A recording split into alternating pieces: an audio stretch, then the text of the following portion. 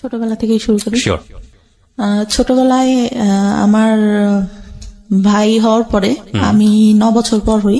আচ্ছা। তা আমার বাবা বলতো যে এবার যদি মেয়ে না হয়, মানে আমার মাকে বলতো যে তাহলে কিন্তু তোমাকে রাখবো না। প্রথমে আপনার ভাই হয়? হ্যাঁ। আচ্ছা। তারপর আল্লাহর রহমতে আমি হই। আমার বাবা অনেক খুশি থাকে। আমাকে ভাইয়া যখন হয়, আমার মায়ের বয়স হয়তো তখন 13 বছর। জি। আমার বাবা লজ্জায় আমার ভাইকে কখনো কোলে টোলে নিত না, তা আমাকে অনেক আদর করতো। আচ্ছা। অনেক আদর করতো। আমি ছোটবেলা থেকেই মানে গ্রামে বড় হই, তা সবাই যেরকম বলে যে সোনার চামচ মুখে দিয়ে জন্ম, ওর হচ্ছে এরকম। মানে আমার দাদার একটু সম্মান, আমার দাদা ছিল হচ্ছে প্রাইমারি স্কুলে চাকরি করতো।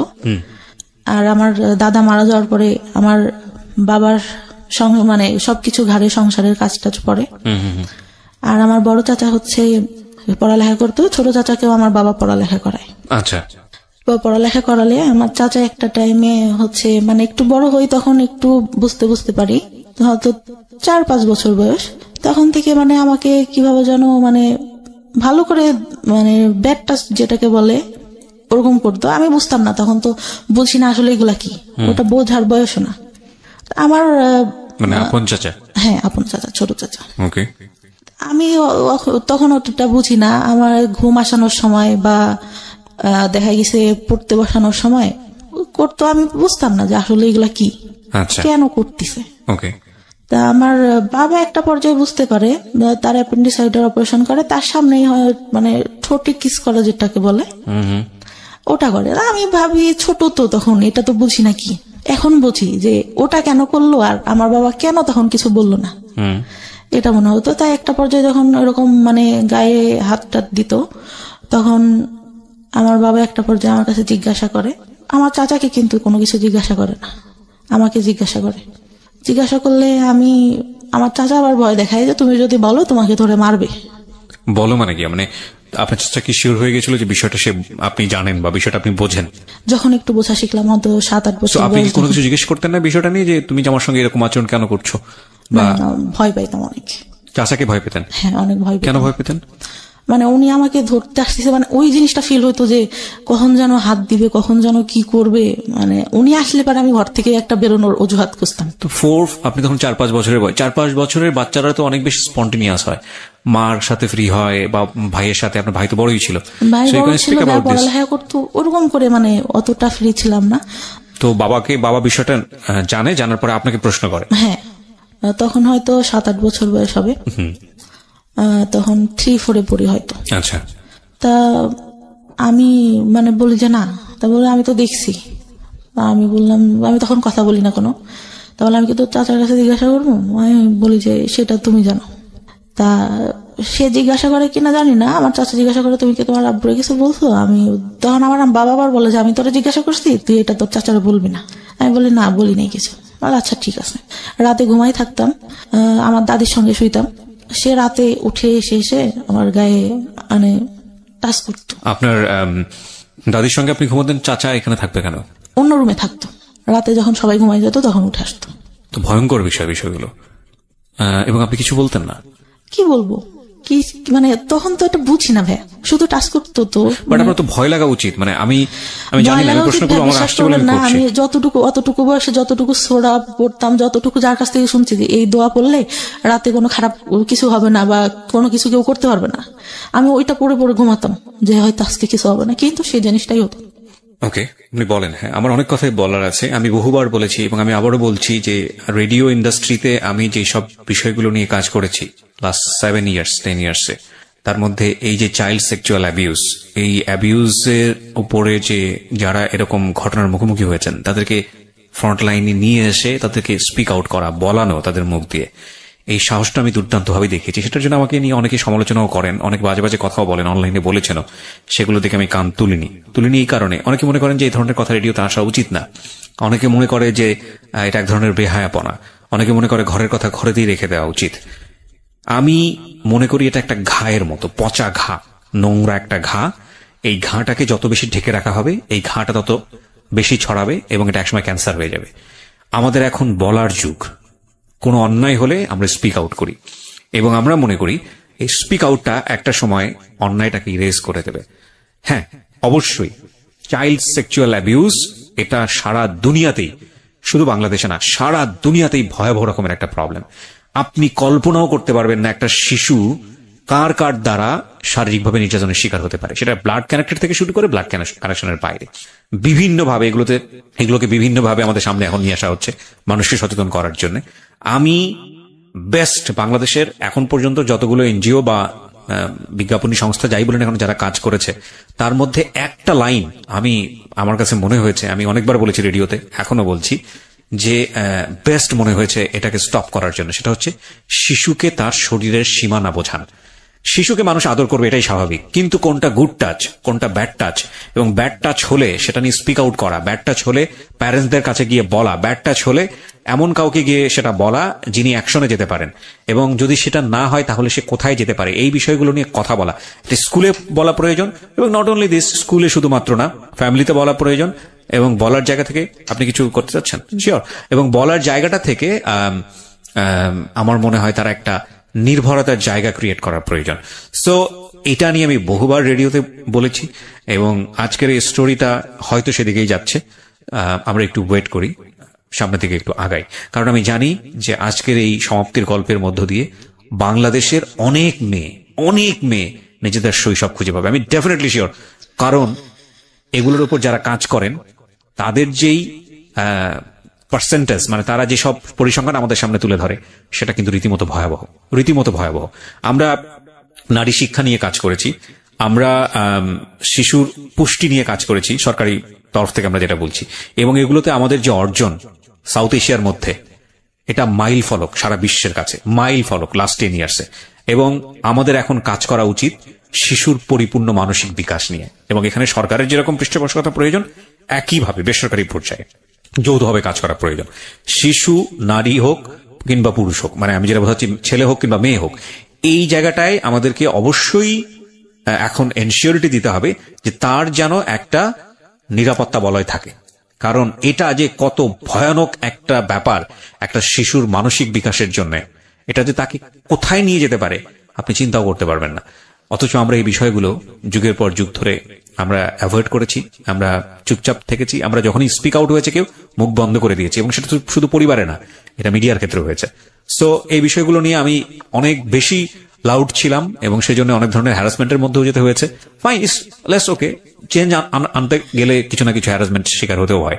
ওকে, বলুন তারপর আপনার যেখানে আপনি ছিলেন, যে চাচার বিষয়টা বলছিলেন, তারপর ওরকম হতে থাকে। আমি স্কুলে পড়ালেখা অনেক ভালো ছিলাম। আচ্ছা, অনেক ভালো ছিলাম বলতে 2-3 রোলের মধ্যে সবসময় থাকতো। আচ্ছা, আমি একটা জিনিস যেটা বুঝলাম, আপনার বাবা বিষয়টা জানলো এবং সে বললো যে চাচাকে না বলতে, এবং আপনি সেটাই করলেন, এবং আপনি ধারণা করেছিলেন বাবা যেহেতু বিষয়টা জানে সুতরাং এটার একটা প্রতিকার বা কোনো একটা কিছু হবে, সেটা তখন হয়নি। ওকে, তারপর পড়ালেখা অনেক ভালো থাকে, কিন্তু যখন মানে বুঝতে শিখলাম তখন পড়ালেখা থেকে মানে আমি কেমন যেন হয়ে যাই, মানে পড়ি কিন্তু আমি মানে সেরকম করে পড়ালেখা হচ্ছে না। আচ্ছা, মানে কনসেন্ট্রেশন যায় না, নাকি আগ্রহ থাকে না, কোন কোথায় সমস্যা? পড়ালেখা করি কিন্তু টেনশন ভেতরে কাজ করে, ভালো লাগে না। সবাই যেরকম অন্য পাশে দেখতেছি, অন্য ছেলে মেয়েরা যেভাবে বড় হচ্ছে, ওদের লাইফে কোনো ঝামেলা নেই, আমার কেন এত সমস্যা, এটা মনে হতো। আর ক্লাস 5 থেকে ভালো রেজাল্ট হয়, তখন যখন 6-এ উঠি তখন থেকে পড়ালেখাটা ডাউন হতে থাকে আস্তে আস্তে। ওকে। আর তখন আমি রিলেশন বলতে আমার ফ্রেন্ডরা রিলেশন করতো ক্লাস 5-এ। তখন আমি বলি যে তোরা রিলেশন করিস, এটা কেন, এতটুকু বয়সে মানুষ রিলেশন করে? তা একটা ছেলে আমাকে পছন্দ করতো, আমাদের থেকে উপরে পড়তো, আমার খালাতো ভাইদের সঙ্গে পড়তো। তা আমি বলি যে ওরা বলতো যে তোর এই ছেলেটার সঙ্গে রিলেশন করাই দিব। আচ্ছা, আমি বলি আমি তো ওনাকে পছন্দ করি না, কেন রিলেশন করবো? আমার খালাতো ভাইয়ের সঙ্গে আমার একটা বান্ধবী রিলেশন করতো, ওরা সবসময় খেপাইতো আমাকে। তা আমি বলতাম যে না, আমি কখনো করবো না। ওরকম বলতে বলতে আমি বললাম যে আমার একটা ভাইয়ের সঙ্গে সম্পর্ক আছে, মিথ্যা কথা যেটা বলি যে সম্পর্ক আছে। পরে বলতে বলতে মানে ওই ভাইয়াটা থাকতো ওর মামার বাড়িতে, তা একটা সময় ভালো লেগে যায়। ওই সময় তো ভাইয়া বুঝি না যে রিলেশনটা কি জিনিস। ওই ছবিতে দেখতাম পছন্দ করতেছে, দেখা হচ্ছে, কথা বলছে, এটাই। আচ্ছা। পরে কিন্তু তার মধ্যেও কিন্তু কন্টিনিউ আমার চাচা যখন বাড়িতে আসতো, তার মধ্যে একটা কথা ভুলে গেছি, আমার চাচা মানে মেন্টালি সমস্যা হয়। আচ্ছা। মানে আমার চাচিকে বিয়ে করার জন্য আমার চাচি যে বিয়ে করবে এটার জন্য। তারপরে ডাক্তারের কাছে নিয়ে যায়, ডাক্তার বলে যে ও পাগল টাগল কিছুই হয় নাই, বিয়ে দিয়ে দেন ঠিক হয়ে যাবে, যেটা বলতেছে সেটা করেন, শুধু শুধু কেন টাকা ঢালতেছেন। আচ্ছা, ডাক্তার রেগে এক পর্যায়ে বলে। ওকে। পরে নিয়ে এসে আমার বড় চাচা তো বলে দিছে যে ওর পড়ালেখাও করাবো না, কিছুও করাবো না, আমি ওকে দেখতে পারবো না, তুইও বাদ দে, তুই করে কোনো লাভ নাই ওর জন্য কিছু করে। আমার বাবাকে বলে। আমার বাবা তখন কান্না করার বলে যে আমার বাবা বেঁচে নাই, আমার বাবা যদি বেঁচে থাকতো তাহলে তো এরকম হইতো না, আমার যদি রক্ত বিক্রি করেও কিছু করতে হয় আমি আমার ভাইয়ের জন্য করবো, এরকম করে বলে। আচ্ছা, তো বিয়ে দিয়ে দেয়। বিয়ে দিলে ভাই সেই রাত থেকেই ঠিক, আচ্ছা, মানে সে একদম পুরা সুস্থ। ওকে। কিন্তু তার মধ্যেও কিন্তু যখন ওই সমস্যাটা হয় তখন কিন্তু আমাকে কখনো ওইরকম কিছু করে নাই, বা ও সবাই লোকজন থাকতে আসতেছে, কিন্তু তারপর থেকে কিন্তু আবার শুরু হয়। আচ্ছা, আমরা যেখানটায় ছিলাম তারপর তো ক্লাস 6-এ ওঠার পরে ওরকম রিলেশন হওয়ার পরে মানে একটা পর্যায়ে কি হয়, আমার বাড়ি থেকে জেনে যায়। আমার বাবা আমাকে ধরে অনেক মারে, রাতে মাঠে নিয়ে যেয়ে বাস আছে না, বাস দিয়ে অনেক মারে, আমার গায়ে একদম রক্ত জমে যায়। ওকে। ওই সময়টা যদি বুঝাই বলতে ভাই তাহলে তো বুঝতাম, তখন তো বুঝি না। পরে তারপরে 6-এ ভালো একটা রেজাল্ট আসলো, আসার পরে 7 উঠলাম। ওরা পরে মানে অনেক রাগ হইতো আমার যে কেন এরকম কেন করবে আমার সঙ্গে। ওকে। আর ছোটবেলা থেকে ভাই এমন করে মানুষ করছে আমাকে, আমি কখনো কোনো কিছু না চেয়ে আমার বাবার কাছে পাইনি। আচ্ছা, যখন যেটা চাইছি। পরে কি হয়, যখন একটু মানে 8-এ উঠলাম, জেএসসি-তে অনেক খারাপ রেজাল্ট হবে, জেএসসি-তে রেজাল্ট খারাপ হলো। তারপর থেকে যে রিলেশন করতাম ওইটা থেকে আমার বাবার একটু রাগ। আর বাবার কথা কি বলবো, মানে বাবা তো বাবাই, জন্ম দিচ্ছে, জন্ম মা বাবাই হয়। তো তখন থেকে মারতো। আমার একটা ছেলের সাথে সম্পর্ক হয়, আমার মামা থাকে একটা, তিনি ডাক্তার ছিলেন, তার বোন, মানে দূর সম্পর্কে। আমার মা আর বাবার বাসা কাছাকাছি, ওই খালাতো ভাইটার সাথে সম্পর্ক ছিল। আমি ভাই তখন মানে ওইটা বলতে গেলে বলা যায় যে ফার্স্ট লাভ ছিল, ক্লাস 9 থেকে। আচ্ছা। তো আমি অনেক মানে ওনার ইমোশনাল হয়ে যাই, ওই বয়সে যেটা হওয়ার কথা। আচ্ছা। পরে আমার বাসা থেকে জানতে পারে, আমার বাবা মেনে নেয় যে আচ্ছা ঠিক আছে, যদি তোমরা দুজন পছন্দ করো তাহলে ঠিক আছে। কিন্তু আমার মা মেনে নেয় না কখনো, মানে ছেলেটারা পছন্দ করতো না, পড়ালেখা ভালো ছিল না। চাচা বাইরে পড়ালেখা করতো, ছোট চাচা, যে আমার মানে খারাপ ভাবে দেখতো। সে মাঝে মধ্যে আসতো যখন, আমি অনেক ভয় পাইতাম। একটা টাইমে যখন ছোট, এগুলা বলতে ভুলে গেছি, আমার ভাইয়ার এসএসসি পরীক্ষার আগে আমরা মানে টাউনে যেয়ে বাসা নেয় আমার মা। আমার ছোট চাচা তখন বিয়ে হয়, তখন মানে ভাইয়া পড়ালেখাতে একটু ডাউন ছিল, মানে ওর মেধাটা তো ভালো ছিল না। আচ্ছা। তো এখানে নিয়ে যায় বা বলে যে এখানে তো কাজ টাজ করতে হয়, পড়তে পারে না, কি করে পারে না পারে। বাসায় গেল, এখান থেকে মানে ও টাউনে পড়ালেখা করতো, ওখান থেকে সুবিধা হবে, ওইখানে বাসা নেয়। আমি ভালো একটা স্কুলে পড়ালেখা করতাম, ছোট মানে নার্সারি থেকে শুরু করি। আচ্ছা। ওখান থেকে ক্লাস 5-4 পর্যন্ত এখানে পড়ি। তখন ওইখানে মেবি 2 বছর মতো থাকা ছিল টাউনে। তখন ফ্রেন্ডদের সাথে অনেক ভালো, এখান থেকেই যেতাম। আমার খালাতো ভাই একটু উপরে পড়তো, আমি নিচে পড়তাম। আর ওই ভাইয়ার পরীক্ষা দেয়, এসএসসি-তে ফেল করে ইংলিশে। আচ্ছা। আমার বাবা নাকি, আমি তো তখন ছোট ছিলাম, মনে নেই, আমার মা যতদূর বলে, অনেক কান্না করে আর বলে যে আমার মেয়ে আমার কখনো মানে খারাপ কিছু করবে না, আমার মেয়ে আমার সম্মান রাখবে। আমার ভাইয়ের একটা কি ছিল, ও আব্বু যখন থাকতো না, ও বসে বসে টিভি দেখতো।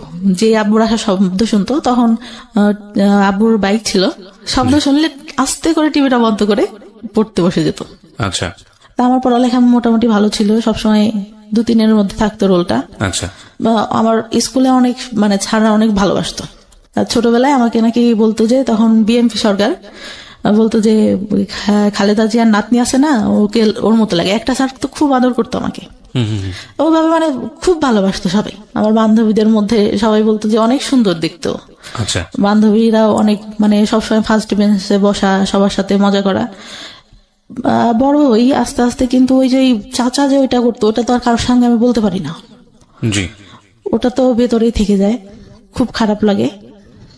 পরে যখন ওই ভাইয়া ফেল করার পরে বাসাটা ছেড়ে দেয়, বাসা ছেড়ে দিয়ে আবার বাড়িতে যখন আসলো, তখন আবার ওইটা বেড়ে গেল। আচ্ছা। বেড়ে গেল বলতে পরে যে বাবা একটা টাইমে দেখতে পারে, কিন্তু আমার বাবা কিন্তু একটা বার আমার চাচার কাছে জিজ্ঞাসা করে নাই যে ও তো তোর মেয়ের মতো, তুই কেন এগুলা করিস। সে তো তাকে বলবে, আমি তো ছোট, আমি তখন ভাই বুঝি না, আমাকে এটা জিজ্ঞাসা করে আর আমাকে নিষেধ করলে বা আমি কি করতাম। আমি যে রুমে থাকতাম তার পাশের রুমে আমার চাচা থাকতো, আমার চাচি তার কাছে আছে শুয়ে, কিন্তু সে রাতে ঘুমাই গেলে উঠে ঠিক আমার এখানে আসবে।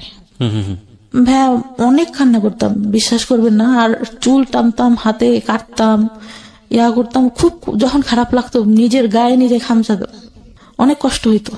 আর তখন পড়ালেখা মানে অঙ্কটা আমি খুব খারাপ পারতাম, অঙ্কটা ভালো হতো না। আমার চাচা পড়াইতে বসাতো, পড়াইতে বসানোর মধ্যে আমার মা তো ভাবতেছে যে মনে হয় পড়াচ্ছি। পড়তে বসায় ভাইয়া মানে সবসময় হাত গায়ে দিতেই থাকতো আপনার চাচা। জি। চা পড়ার পরে চাচার পড়ালেখা শেষ হয়, তখন আমি ক্লাস 5-এ আমার চাচার পড়ালেখা শেষ হয়ে উনি একটা জব পাই টাউনে, আমরা যেখানে থাকতাম সেখানে সরকারি ইয়াতে দিলে, ওটা বেতন বেশি ছিল না। চাচার সঙ্গে আমার আবার গার্লস স্কুলে ভর্তি করে দেয়। ওই সময় যে বললাম না একটা ছেলের সাথে সম্পর্ক, এটা জানার পর আমার গার্লস স্কুলে দিয়ে দেয়।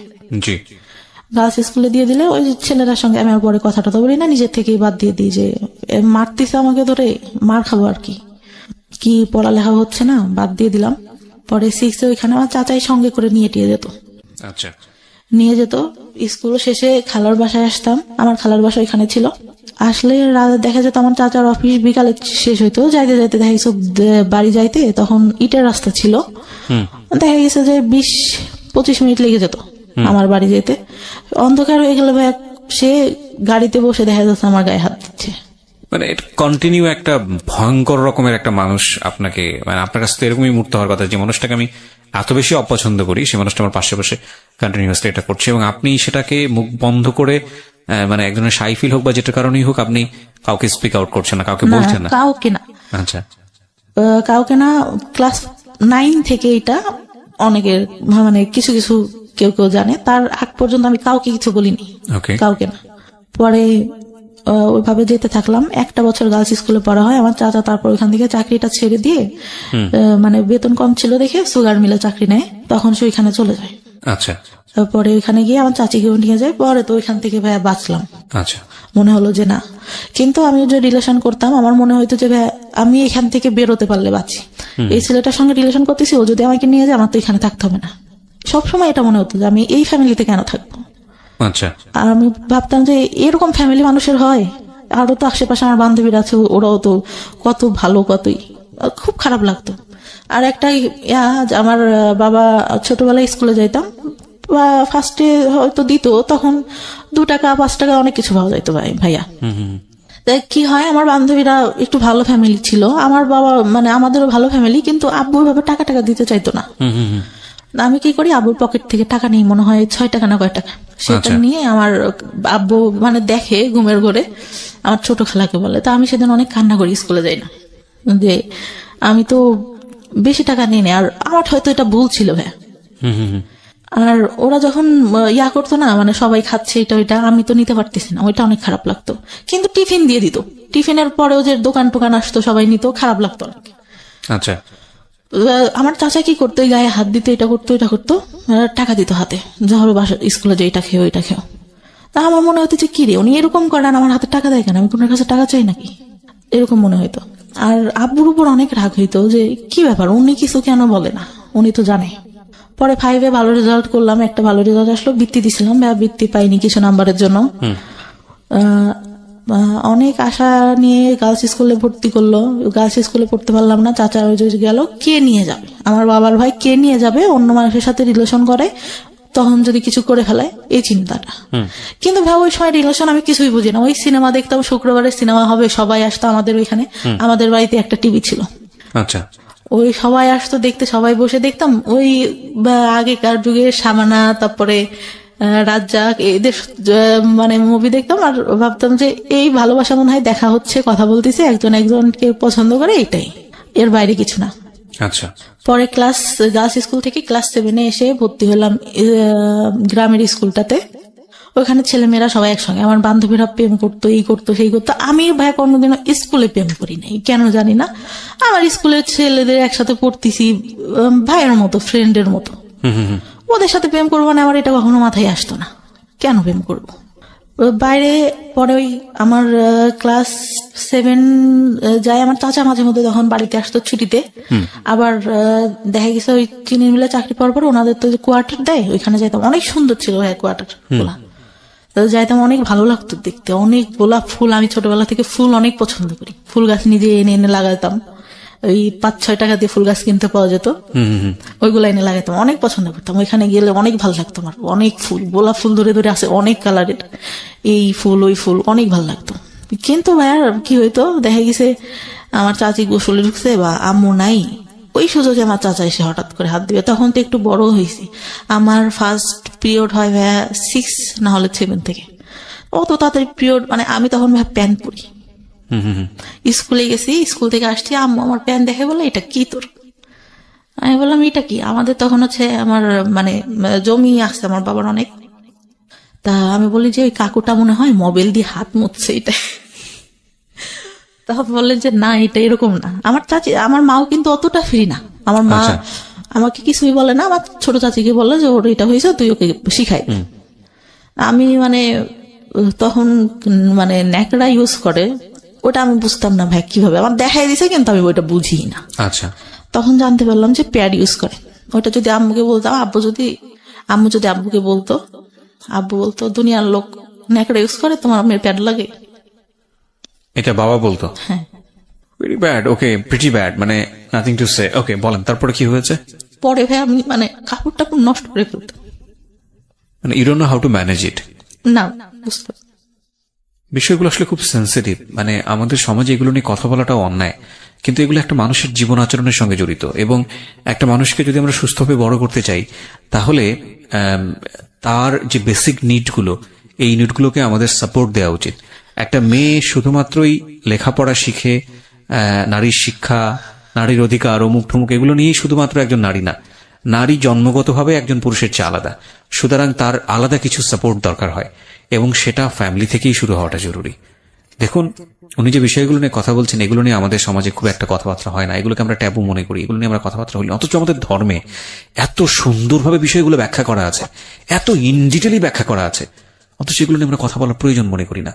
এবং এগুলো নিয়ে কথা বলা উচিত এই কারণে যে এগুলো একটা মানুষের বেসিক নিড, স্বাস্থ্যের সঙ্গে জড়িত, একটা মানুষের প্রপারলি বড় হওয়ার সঙ্গে জড়িত, এবং এগুলো নিয়ে খুব সুন্দরভাবে বোঝানো উচিত। হ্যাঁ, উনি যখন বলছেন তখন উনি চোখ মুছছেন, কারণ আমি জানি যে এটার মধ্যে আসলে অনেক বড় একটা কষ্ট জড়িয়ে আছে, এগুলো প্রয়োজনীয় জিনিস। হ্যাঁ, ওকে, একটু আমরা সামনের দিকে আগাই। আপনি যখন এই বিষয়গুলো ফ্যামিলিতে বলতেন, বিষয়গুলো সামহাও হাইড করা হতো, বা আপনার যে পরিমাণ এক্সপেক্ট করতেন, মানে আম্মু বলে দিছে, আপনাকে কখনো অপরাধী মনে হতো যে এই জিনিসটা যে হলো, আরে না জানি কত বড় অপরাধ করে আমার কাছে মনে হতো, কারণ আমার মা বলে দিছে কাউকে বলা যাবে না এগুলা, হ্যাঁ এগুলা কাউকে বলা যাবে না, হয়েছে এতটুকু বয়সে এটা হয় নাকি, আমি কি করবো, এটাকে আমি ইচ্ছা করে হয়েছে। দেখেন কত ইম্পর্টেন্ট একটা বিষয়, উনি এখানেই কিন্তু একটা ভয়ঙ্কর রকমের একটা মানসিক বাধাগ্রস্ত হলো, ও নিজেকে অপরাধী ভাবা শুরু করেছে, এবং এটা তো সম্পূর্ণই ন্যাচারাল একটা বিষয়। এবং সেখানে মা যদি ধরনের কথা বলেন, মাও হয়তো বুঝে বলেননি, কারণ মা হয়তো তার মার কাছ থেকে এটা শুনেছেন, বংশ পরম্পরায় এই ধরনের ভুল শিক্ষা আমরা ক্যারি করে বেড়াচ্ছি, এবং এই সময়টাতে এই যে কথাটা, এটা হয়তো উনি কোনো কিছু মনে করেই বলেননি, কিন্তু এটা যে শিশুর মানসিক বিকাশের ক্ষেত্রে অনেক বড় একটা বাধা হতে পারে, এটা কিন্তু আমাদের মাথায় রাখতে হবে, এবং এই ব্যবহারগুলো করা যাবে না শিশুর সঙ্গে। হ্যাঁ, বলুন তারপর আমার চাচিকে বলে, আমার চাচি কি করে, সারা এলাকা ধরে এর কাছে যে গল্প করে, ওর কাছে যে গল্প করে, সবার কাছে ছাড়া এই বিষয়গুলো নিয়ে। আচ্ছা, পরে কি হয়, মানে কেউ আমার দেখলে হাসে, আমার তো ওইটা অনেক খারাপ লাগে যে কেন হাসতেছে বা এটা কেন। পরে আমরা 3টা বান্ধবী ছিলাম, বান্ধবী বলতে একটা ছিল আমার থেকে বয়সে 2 বছরের বড় হবে, কিন্তু একসঙ্গে পড়তো, পড়ালেখাটা তো ভালো ছিল না, 3 জন একসাথে বেড়াতাম। আমার পাশে আর একটা চাচা ছিল, সে আবার কি করতো, আমাদের 3 জনকে দেখে ওরকম 3 জনের সঙ্গে, আমার খারাপ লাগতো, কি ব্যাপার আমার সঙ্গেই কেন এরকম হচ্ছে, আমি কেন। আর আমি ছোটবেলা থেকে যেরকম দেখতেছেন অতটাই ছিলাম না, কিন্তু লম্বা হাইটে যারা 2-3 বছরের বড় তাদের থেকে লম্বা টম্বা ছিলাম, ছিলাম। তো ওরা মানে আমার দিকে সবার নজর, কেন জানি না। আর মানে সবাই বলে যে বড় হওয়ার পরে যতটুকু জানছি, আমার যে বললাম শেষে লাস্ট যে বয়ফ্রেন্ডের সাথে সম্পর্ক ছিল, আমাদের গোষ্ঠী আর ওদের গোষ্ঠী আলাদা, একই এলাকাতে, ওরা বলা বলি করতো যে তোমাদের গোষ্ঠীর মানে লোকদের ইয়াটাই খারাপ, সবাই একই রকম। মানে এটা সত্যি কথা ভাই, প্রত্যেকটা লোক, মানে যতদূর জানি, এখন যতদূর জানছি, এই পাশের একটা চাচা, আমার দাদারা ছিল 3 ভাই, তার ছেলে বড় দাদার যে ছেলেগুলা, ঠিক আছে, এগুলো বলা বলি করতে হবে, আপনি এত ইনডিটেইলি জানেন না, হয়তো বিষয়গুলো নিয়ে আমরা আসলে বলতে পারবো না। হ্যাঁ, খারাপ ছিল। আপনাদের এই সম্পর্কে লোকজন আজে বাজে কথা বলতো, এটুকুই এনাফ। ওকে, তারপর মানে বলতো গোষ্ঠীটাই ভালো না, গোষ্ঠীর লোকজনই ভালো না, এরকম বলতো। তারপর ওরকম হওয়ার পরে আমার যখন ওইরকম হলো, পরে আমি তো খেললে ওই যদি চাচাকে দেখতাম ভয় দিতে ওইখান থেকে সরে যেতাম। আচ্ছা, যে কি করবে, আবার ডাকবে কিনা। আচ্ছা, সবাই গাছ উঠতে পারতো, আমি গাছ উঠতে পারতাম না, আমার খুব আফসোস লাগতো। ছোট একটা গাছ ছিল, ওইটা উঠতে পারতাম, তাছাড়া উঠতে পারতাম না। আর সবাই মানে আমাদের ফ্যামিলিটা যেহেতু সব ইয়ার থেকে একটু ভালো ছিল, সবাই আমাদের এখানে আসতো। আবার আমার বাবা এইটা ওইটা কিনে দিত, খাইতাম। তা সবাই ওইটার জন্য আসতো মানে আমাকে সবাই খেলবে। আর এত বোকা ছিলাম ভাই, বিশ্বাস করবেন না, ভালো ভালোটা সবাইকে দিয়ে দিতাম নিজে না খেয়ে। এখন পর্যন্ত এই অভ্যাসটা আছে। তা যখন 6 থেকে গার্লস স্কুল থেকে 7 আবার এখানে এসে ভর্তি হলাম, বান্ধবীরা প্রেম করে, এই করে সেই করে, আমার খুব খারাপ লাগে। স্কুলে কেন এটা করবো, আবার স্যাররা দেখা যাচ্ছে ওইটা নিয়ে খারাপ খারাপ কথা বলতেছে, খারাপ লাগে। তারপরে আমি স্কুলে যাই, যখন পিরিয়ড হইতো তখন স্কুলে যাইতাম না ভাইয়া, কারণ আমি ক্যারি করতে পারি না, ওটা আমি কাপড় নোংরা করে ফেলতেছি। আচ্ছা, এই সময় আপনার মা আপনাকে কোনো সাপোর্ট দিত না? মা টাকা পাবে কোত্থেকে? মা ওই যে হাঁস মুরগি একটু পালতো, ওইটা দিয়ে দেখা গেছে এইটা ওইটা করতেছে সংসারে। আমার বাবা কেমন ছিল, এই বাজার করতেছে, এই করতেছে, লোকজন আসতেছে, আহামরি কেনা কিনতেছে, কিন্তু সংসারে কি দরকার হইলো ওটা নিয়ে তোর কোনো মাথা ব্যথা নেই, এরকম। প্রিয়, আমি কথা না বাড়িয়ে গেস্টের কাছে আবারও ফিরতে চাই। তখন স্কুলে যাইতাম না, তখন আমার মায়ের উপর আমার বাবা অনেক গালাগালি করতো যে কি পড়ালেখা করে না, স্কুলে যায় না, এই বছরে কয়দিন স্কুলে যায়, কয়দিন যায় না। পরে তখনও ভালো রেজাল্ট আসতে হয়, কিন্তু যখন চাচা ওই যে চাকরি পাইলো আসতো, তখন ওই যে গায়ে হাত টাত দিত, তখন তো একটু বড়, যখন পিরিয়ড হয় তারপর থেকে তো বুঝি, অনেক কিছুই বুঝি, শুনি, বান্ধবীরাও বলে, আবার বড় যে আপুগুলা ছিল ওরাও বলে, তখন বুঝি। তখন আসলে ওইটা মাথার মধ্যে কাজ করে যে এইটা কি করতেছে আমার সঙ্গে, কেন। তখনও কিছু বলতে পারি না। 8 থেকে রেজাল্ট খারাপ হলো, চাচারা তো ওই যে মাঝে মধ্যে আসতো। 9 যখন উঠি তখন আমার ওই যে খালাতো ভাই আছে একটা, মানে চাচতো মামার বোনের ছেলে, ওর সঙ্গে আমার রিলেশন হয়। রিলেশন হলে একটা পর্যায়ে মানে চলতে থাকে, আমি অনেক সিরিয়াস হয়ে যাই। তা আমি বলতাম ভাই আপনি কি সিরিয়াস, আপনি করে বলতাম তখনও। তা বলতো সিরিয়াস ছিলাম না, এখন হই। তা আমার মানে অনেকের কাছে আমি নাম্বার দিই, আমার বড় আপুরা যারা ছিল, বলতাম যে পরিচয় না দিয়ে কথা বলবা, দেখবা যে আসলে আমারই ভালোবাসে না তোমাদের সাথে কথা বলতে চাই। ভাই কি করতো, ওরা যেই ফোন দিত ও কথা বলে দেখা করার জন্য পাগল হয়ে যেত। আচ্ছা, যে আমি তোমার একবার দেখবো, তুমি এখানে দেখা করো। পরে বয়ফ্রেন্ডের যখন দেখলাম যে উনি আমার প্রতি সিরিয়াস না, অনেক মেয়ের সঙ্গেই কথা বলে, এর সাথে সম্পর্ক করতেছে, ওর সাথে যে ফোন দেয় তার সঙ্গেই, একটা পর্যায়ে আমি কি করলাম, নিজে থেকে বাদ দিয়ে দিলাম। বাদ দেওয়ার পরে কিন্তু এতটা মানে করি, আমি ঘুমের ওষুধ খাইতাম, আমার ঘুম আসতো না, ঘুমের ওষুধ খাইতাম, আর খুব খারাপ লাগতো। তার মধ্যে আবার যে মাঝে মাঝে চাচা আসতো, তা কি হয় একটা বার আমার মা বলে যে তুই ওর সাথে সম্পর্ক করিস, আমি তো বলছি যে তুই ওর সাথে কথা বলার দরকার নেই। আমার দাদির ফোন ছিল, দাদির ফোন দিয়ে কথা বলতাম। পরে আমি কি করি বলো, যে তোর বাবার কাছে বলবো। বাবা তো জানতো, কিন্তু মানে কি বলবে, আমি অনেক ভয় পেয়ে যাই। আচ্ছা, ভয় পেয়ে যায় যে আমার চাচা এরকম এরকম, এইটাই তো কিছু বলে না, আবার এইটা নিয়ে দেখা গেলো কি বলবে। আমার মায়ের আবার একটা সমস্যা ছিল, কিছু হইলে আমার বাবাকে বলতো। আচ্ছা, আমি একবারে 40টা ঘুমের ওষুধ খাই ওই ক্লাস 9 থাকা অবস্থায়। মানে কি আপনার প্ল্যান ছিল যে আপনি সুইসাইড করবেন? সুইসাইড করবো। ওকে। খেলে ভাইয়া তখন মানে আমার পরীক্ষা তার 2 দিন পর। আচ্ছা, ক্লাস 9 পরে আমি মানে দরজাটা যে লাগাবো, আমার এটা মনে নেই, আমি বিছানার উপর দিয়ে শুয়েছি ভাই, আমি মানে ঘুমাই গেছি নাকি আমি জানি না, কিছু বলতে পারি না। পরে নাকি যতদূর শুনছি, আমার যতদূর আমাদের এই কাজের ছেলেটা আম্মু যতদূর বলছে, আমার বাবা উঠাই নিয়ে আসে। শুধু আমার মনে আছে আমার বাবা আমাকে মারছে, এতটুকু মনে আছে, যে অনেকগুলা থাপ্পড় মারে আমার মুখে। ওকে। মানে ঘুমের মধ্যে আমার শুধু অতটুকুই স্মরণ আছে। আমি নাকি অনেক বমি করি ভাই। আচ্ছা, বমি করি, আমার 4-5 দিন পর্যন্ত কোনো ছিল না। আমি জামাটা চেঞ্জ করবো এটাও করতে পারতাম না, গোসল খাওয়া সব আম্মার দাদি ধরে করাইতো। পরে আমার বয়ফ্রেন্ডটার সাথে হয়ে যাওয়ার পর ক্লাস 10 যখন উঠলাম, আমি 9 থেকে অঙ্কে অনেক খারাপ রেজাল্ট করি। অঙ্কে মানে 10 মনে হয় 34 না কত পেয়ে পাশ করি। আমার বান্ধবীরা অনেক হাসাহাসি করতো। আর আমার যে বয়ফ্রেন্ডের সাথে সম্পর্ক ছিল ওরা জানতো। আর ওই মাঝে কথা বলতাম, অনেক ছেলে ঘুরতো ভাইয়া, অনেক ছেলে ঘুরতো। আর ওই ঘুমের ওষুধ খাইতাম, মানে প্রাইভেট পড়তে যেতাম, কেমন অ্যাবনর্মাল টাইপের হয়ে গেছিলাম আমি। পড়াচ্ছি, মানে আমার কোনো খেয়াল নেই। স্যার বলতে যে কি ব্যাপার, তুমি খেয়াল করো না কেন, দেখলে তো পারো, অনেক ভালো পারো, দেখো না কেন। স্যার বলেন আমি বাসায় যেয়ে দেখবো। স্যারটা অনেক আদর করতো। তা ওইভাবেই পড়ে অঙ্ক ভালো পারতাম না, হাসাহাসি করতো। আর ওই যে ছেলেগুলা প্রপোজ করতো ভাইয়া, ওরা কি মানে এরকম ছিল, কিছু না করলেও ভাই কেন ছেলে মানুষ এরকম আমি জানি না, বলতো যে সব করছি, ওই মেয়েরা তো আমি সব করছি। আচ্ছা, ওকে। একটা ফুফাতো ভাই এরকম বলে, ওইটা আমি পরে আসি। তা ওইখান থেকে ক্লাস 9-এ ওরা হাসাহাসি করতো। তা আমার এত খারাপ লাগে যে কি আমি অঙ্ক ভালো পারি না।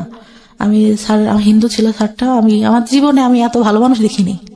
আমার ধর্মের না, যেহেতু আমি ইসলাম ধর্মের, আমার স্যার ছিল হিন্দু ধর্মের। একটু উনি প্রাইমারি স্কুলে চাকরি করতো। স্যারের কাছে বললাম, স্যার আমি তো অঙ্ক ভালো পারি না, আমাকে একটু যদি ভালো করে পড়াইতেন। তা বলে যে আচ্ছা ঠিক আছে, তুমি পাশে এসে বসবা, পার্টিতে বসাইতো, পাশে এসে বসবা, আমি তোমাকে ওরা যা করে তার থেকে আমি উৎপাদক ভালো পারতাম না। আমি বললাম স্যার উৎপাদকটা আমার একদম বাদ দিয়ে দেন, আমি এটা বুঝি না, একটা করলে আর একটা করতে হবে।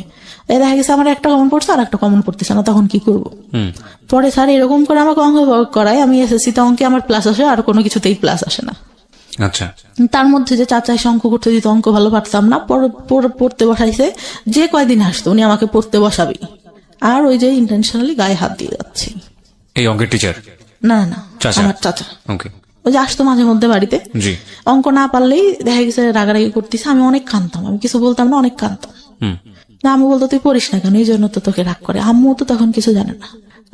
আমার তার মধ্যে আমার ছোট চাচার একটা বাচ্চা হয়, আমার ভাইটাকে আমি অনেক আদর করতাম, অনেক ভালো লাগতো। ভাই কি হয়তো আমার ভাইটাকে করলে দিতে যে উনি আমার গায়ে হাত দিত। Very bad. মনে হতো আমি মারা যাবো, আমি এই সংসারে কেন, এর থেকে যদি একটা গরিব ঘরেও জন্ম হইতো তাহলে মনে হয় এর থেকে মানুষ ভালো থাকে। কোন ক্লাসের ঘটনা এটা? আপনি যে ক্লাসে কথা বলছেন, যে ক্লাসে আপনার অঙ্ক করাচ্ছে? 9-এ। তখন পর্যন্ত আপনি মার সঙ্গে কেন বলছেন না এগুলা? আমি তখনও ভাইয়া যে মাকে বলতে হবে, এটা কিভাবে নিবে? সে আমাকে বলে দিছে যে এইগুলা কাউকে, পিরিয়ডের কথাই বলে দিছে, কাউকে বলতে হয় না। এইটা বললে কি বলবে? ওকে। এটা বললে কি বলবে? তার মধ্যে কি আমার চাচাদের জমি জাতিটা অনেক মানে একটু ঝামেলা হয়। ছোট চাচাটাই সবসময় বেশিরভাগ ঝামেলা করে। বড় চাচাটা অনেক ভালো, মানে বিসিএস ক্যাডার, প্রভাষক এখন, অনেক ভালো। মানে চাচা ছোটবেলা থেকে অনেক ঈদে প্রত্যেকবার জামা কিনে দেবে, আর আমাকে বলতো আমার হলুদ পরি, আমাকে ছোট বড় চাচা বলতো, আমার বড় চাচা। আচ্ছা। অনেক আদর করতো। আমি চিন্তা করতাম চলে যাব, কিন্তু তখন চিন্তা করতাম যে আমার ভাই, আমার সবাই অনেক ভালোবাসে, আমি চলে গেলে তো মান সম্মান থাকবে না। আর নাম ডাক আছে যেহেতু ফ্যামিলির একটা। এসএসসি পরীক্ষার আগে আমি সম্পূর্ণ সবার সঙ্গে কথা বলা বন্ধ করে দিই, যে আমার এমনিতে অঙ্কেটে ভালো পারি না, আমি কারোর সঙ্গে কথা টথা বলবো না, আমি পরীক্ষাটা ভালো মতো দিই। তো পরীক্ষাটা দেই, পরীক্ষা দেওয়ার পরে আসলো এই কোন রকমে মানে পাশ করলাম, ভালো মোটামুটি একটা রেজাল্ট আসলো। আসার পরে আমি মানে বাইরে ভর্তি হওয়ার ইচ্ছা আমার অনেক। তা টাউনে সরকারি মহিলা কলেজে আমার সব মানে ইয়াটিয়া দিলাম, চান্স হইলো এখানে, কিন্তু আমার আব্বা ভর্তি করলো না।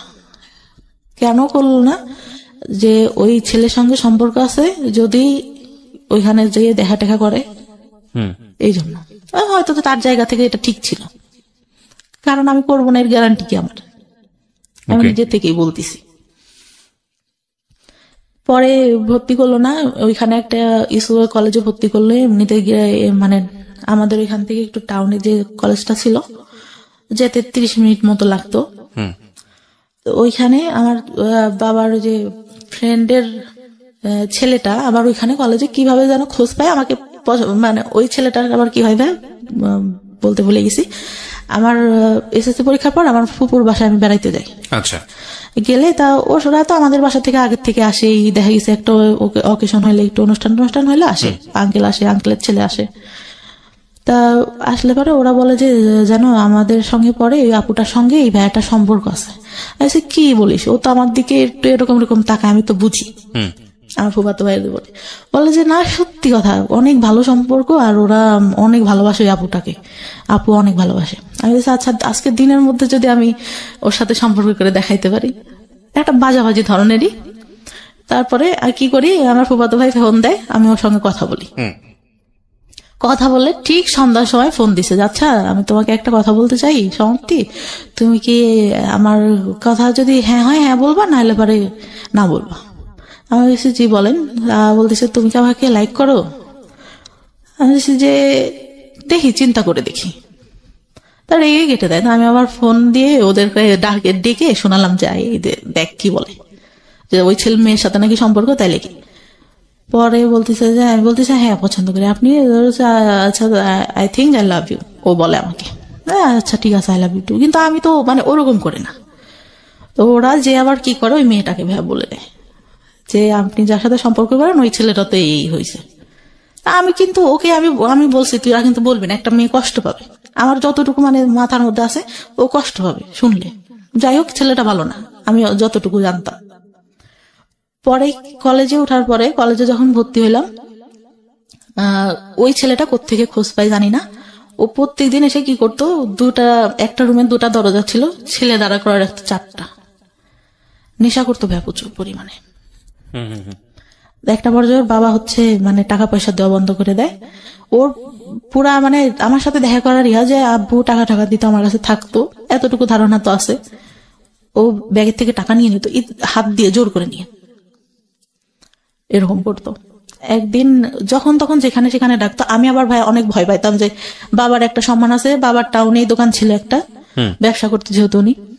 তা একদিন ডাকে একটা মার্কেটের উপরে, ওখানে একটা ব্যাংক থাকে, এই পাশে আমরা কথা বলতেছি, চেনা জানা একটা লোকই দোকানে, ওই দোকান থেকে সবকিছু নিতাম। আর আমার এমন ছিল, টাউনের সব দোকানে বলা ছিল যে আমার মেয়ে যদি কিছু এসে নিতে চায় আপনারা দিয়ে দিবেন, টাকা চাবেন না কখনো, যা লাগে আমি দিয়ে দেবো। আমার ছিল, আমি দোকানে গেলে একটা জিনিস পছন্দ হইলে না নিলে আমার কেন রাতে ঘুম আসতো না। আচ্ছা। ওই আঙ্কেলটা আমার খালুর দোকান ছিল ওখানে একটা, আমার খালুকে বলে যে এরকম দেখা করছে। ভাই এত বাজে করে উপস্থাপন করে, দেখা করাটা আমার বাবা নিতে পারে না। এত বড় একটা লাঠি নিয়ে আমার মারার জন্য বসে আছে। রাতে ডাকছে, আমার মা সহ গেছে, আমার মা পাশে বসা। আমি বলছে যা সত্যি তাই বলবে।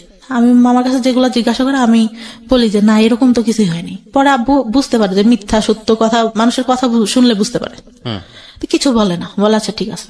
তো ওনারা আবার এরকম বলে যে আপনার মেয়েকে বিয়ে দিয়ে দেন, নাহলে কিন্তু এই ছেলে অনেক প্রবলেম করবে, তাই বলে। তারপরে ইন্টার ফার্স্ট ইয়ারও তো তখন এসএসসি পরে ভর্তি হয়েছি। ইন্টার ফার্স্ট ইয়ার পরীক্ষার কিছুদিন আগে আমাকে একটা ছেলে দেখতে আসে। ছোটবেলা থেকেই চিনি, কিন্তু এভাবেও জানি না যে আমাদের এলাকায় বাসা, এটা জানি কার ভাই কার ছেলে এটাও জানি না। আমার আবার কেমন ছিল যে আমি কোথাও যেতে গেলে আব্বুর কাছে শুনতে হবে, আর বাইরে অত বেরোনোর কোনো ছিল না আমাদের। আমি এলাকার মধ্যে আমাদের গোষ্ঠী দেওয়া অনেকের নাম জানি, চিনি, একজনের মুখে চিনি, একজনের নাম জানি, এরকম অনেকে চিনিও না। তো কারণ গোষ্ঠীটা তো অনেক ছাড়ানো চিটানো, এক জায়গায় তো সীমাবদ্ধ না। তা ওই মানে শাড়ি পরিয়ে ওইটা দেখে নাকি ওর অনেক ভালো লাগে।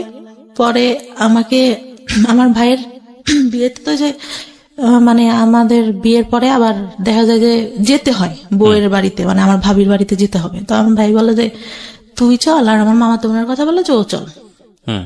আমি বলি যা না, যাবো না, আমার যেতে ইচ্ছা করে না। কারণ আমি তখন যে টেনশনে, আমার বয়ফ্রেন্ডের সাথে আমার ব্রেকআপ হয়ে গেছে, মন মানসিকতা ভালো থাকে না। আর ভাবিদের বাড়িটাও এরকম ছিল যে আমার পছন্দ না, মানে মাটির রাস্তা দিয়ে যেতে হতো, আমার ভালো লাগতো না। ওকে। তা বলছে আচ্ছা চল আজকে যাই, কালকে চলে আসবো। আমি আবার তখন একটা গোপনে ফোন ব্যবহার করতাম, ওটা বাসায় রেখে যাই। আসার পরে 16 তারিখে যাই মার্চের, 18 তারিখে ব্যাক করি। ওকে। ফোনটা খোলার পরে আমি দেখতেছি আমার ফোনে একটা মেসেজ, আমাকে তুমি খুঁজলে কেন? আমি তোমাকে খুঁজলাম মানে কে এটা, আমি কাকে খুঁজলাম? ওকে। তারপরে আমি মানে আমার ফোনে ব্যালেন্স থাকে না, আমি ফোন দিই। তা বললাম যে ভাই কে? বললো, ওর নাম ধরে বললো যে আমি অবাক। আমি বললাম যে আপনাকে আমি খুঁজলাম কে, মানে কি আমি আপনাকে কেন খুঁজবো? বলতেছে না আমাকে একজন বললো তুমি আমাকে খুঁজছো। আমি আপনাকে খুঁজবো মানে আমি আপনাকে খোঁজার কোনো প্রশ্নই আসে না। তারপরে আবার ফোন দেয় যে আসলে তুমি আমাকে খুঁজো নাই, তুমি আমাকে দেখো নাই। ওর মধ্যে মানে কি হয়, আমার খালাতো ভাই একটা বিয়ে করে, সম্পর্ক করে, ওই যে মেয়ে দেখতাম ওর দিকে তাকায় থাকে। তা আমার খালাতো বোনের ওয়াইফের আবার সম্পর্কটা ভালো ছিল, মানে ইয়াটা ভালো ছিল না, চরিত্রটা ভালো ছিল না। অনেকের সঙ্গে ভাইয়ের সঙ্গে ইয়া হওয়ার পরে হুট করে বিয়ে করে, প্রেম করে অনেকের সাথে আবার কথা বলতে। এই বাসে যেতে গেছে, মানে ঢাকায় থাকতো ওরা, ঢাকা থেকে বাড়িতে যেতে গেছে, কারণ নাম্বার পাইছে, পাশে বসছে, তার সঙ্গে কথা বলা শুরু করে দিচ্ছে এরকম। আমি ভাবতাম যে আচ্ছা যে ছেলেটার সাথে কথা বলে এ কি সে নাকি, অবাকের কথা ভাবতাম। তো এইভাবে তাকায় আসছে কেন? আমি আবার পিছন থেকে বসে আমি আবার ওর দিকে তাকায় আছি। তো ও ভাবছে যে আমি ওকে দেখি, কিন্তু আমি তো ওকে দেখি না, আমি দেখি যে ভাবি কেন ওর দিকে তাকায়। আমি তো এটা দেখি, মানে ও অনেক সুন্দর, অনেক সুন্দর ছিল দেখতে, অনেক সুন্দর। ও 6 ফিট হাইটে, লম্বা, সেরকম দেখতেও সুন্দর। তা তখন বলে যে আমাকে বললো তুমি আমার দিকে তাকাইছিল না। আমি তো তাকাইছিলাম না। তখন আমি এটা খুলেই বলি যে এরকম এরকম, আমি ভাবছি যে ভাবি আপনাকে দেখে কেন তাকায়, আপনার সঙ্গে কি কথা বলে কিনা।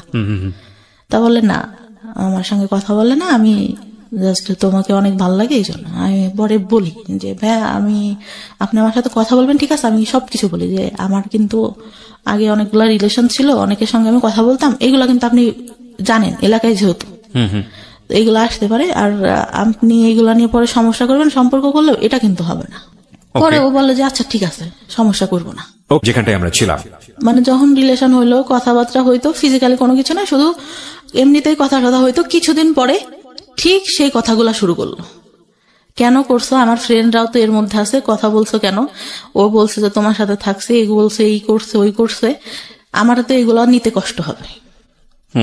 মানে সবাই আপনার নামে বদনাম করতো, বদনাম যেটা, কিন্তু সামনে কখনো কিন্তু ভাই কেউ বলেনি, কারণ বাবার একটা ইয়া ছিল, কখনো কেউ বলবে এরকম না। কিন্তু গেলে পারে এই মেয়েটা ভালো না, এই মেয়ের চরিত্র ভালো না, পরে এরকম বলতো। তারপর আমি ওর কাছে বিশ্বাস করবো না, সব ঘটনা বলি, সব আমার ছোটবেলা থেকে কি হয় না হয় আমি সবকিছু বলি। আচ্ছা, ও মানে একটা পর্যায়ে কি হলো ভাই, ওইগুলা নিয়েও কথা বলা শুরু করলো। ওই আপনার সঙ্গে ঝগড়া হতো, এগুলো নিয়ে খোঁটা দিত, এগুলো নিয়ে খোঁটা দিত। মানে ওইগুলা চাচাদের কথা না নিয়েও বাইরে যে ছেলেদের সঙ্গে কথা বলতাম, এগুলা নিয়ে খোঁটা দেওয়া শুরু করলো। আমি তখন অনেক কাঁদতাম যে তোমার তো আমি সব বলছি, দুনিয়ার কেউ কিছু জানুক না জানুক তুমি তো জানো, তাহলে কেন এগুলা বলো? আর তুমি যদি আমার লাইফে আগে আসতে তাহলে তো আমি এগুলা করতাম না। তুমি তো, আমি তো তোমাকে ভালো করে চিনতাম না, স্কুলে গেছি একটু দেখছি, এই যা, তুমি আগে বলতো আমার সাথে রিলেশন করবা, তুমি তো অনেক আলোচনা, কারণ আমি তো ছোট, তুমি তো আমার থেকে বড় হবা। পরে ভাই আমার ফার্স্ট বিয়ের ইয়াটা আসে, হুট করেই আমাকে বিয়ে দিয়ে দেয়, আমার কাছে জিজ্ঞাসাও করেন না যে আমি পছন্দ করি কিনা। কিভাবে হয় বিয়েটা? আমাদের এখানে কোন ক্লাসে তখন আপনি? Inter first year. আমার তখন ভাই বিয়ের বয়সটাও হয়নি।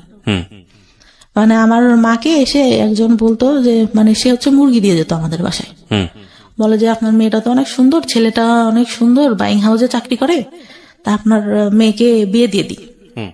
তা আমি বলে যে খোঁজ খবর না নিয়ে, আর আমি এগুলা জানি না, ওর বাবা শুনলে রাগ করবে। তা আব্বুকে বলে, আম্মু হয়তো কোনোভাবে কনভিন্স করে বললে আম্মু আমার ভাইয়াকে পাঠায়।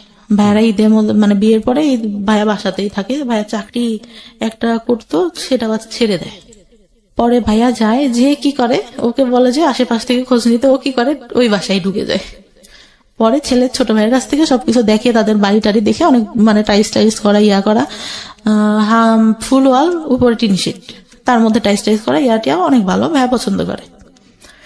ছেলে আসে দেখতে, তার একদিন না দুদিন পরে, ভাই আমি তো ছেলে মানুষকে তাকায় দেখবো, লজ্জার একটা ব্যাপার, আমাকে শাড়ি টাড়ি পরানো হয়, তা আমি তাকাই না কখনো। উনি আমার কাছে জিজ্ঞাসা করে ঠিকানা এইগুলা নর্মালি যেগুলা জিজ্ঞাসা করে, বা চুল দেখাবে সেই এইসব কিন্তু কিছু বলে না, এমনি নাম টাম জিজ্ঞাসা করলো, ইয়া করলো, অনেক পছন্দ হয়েছে।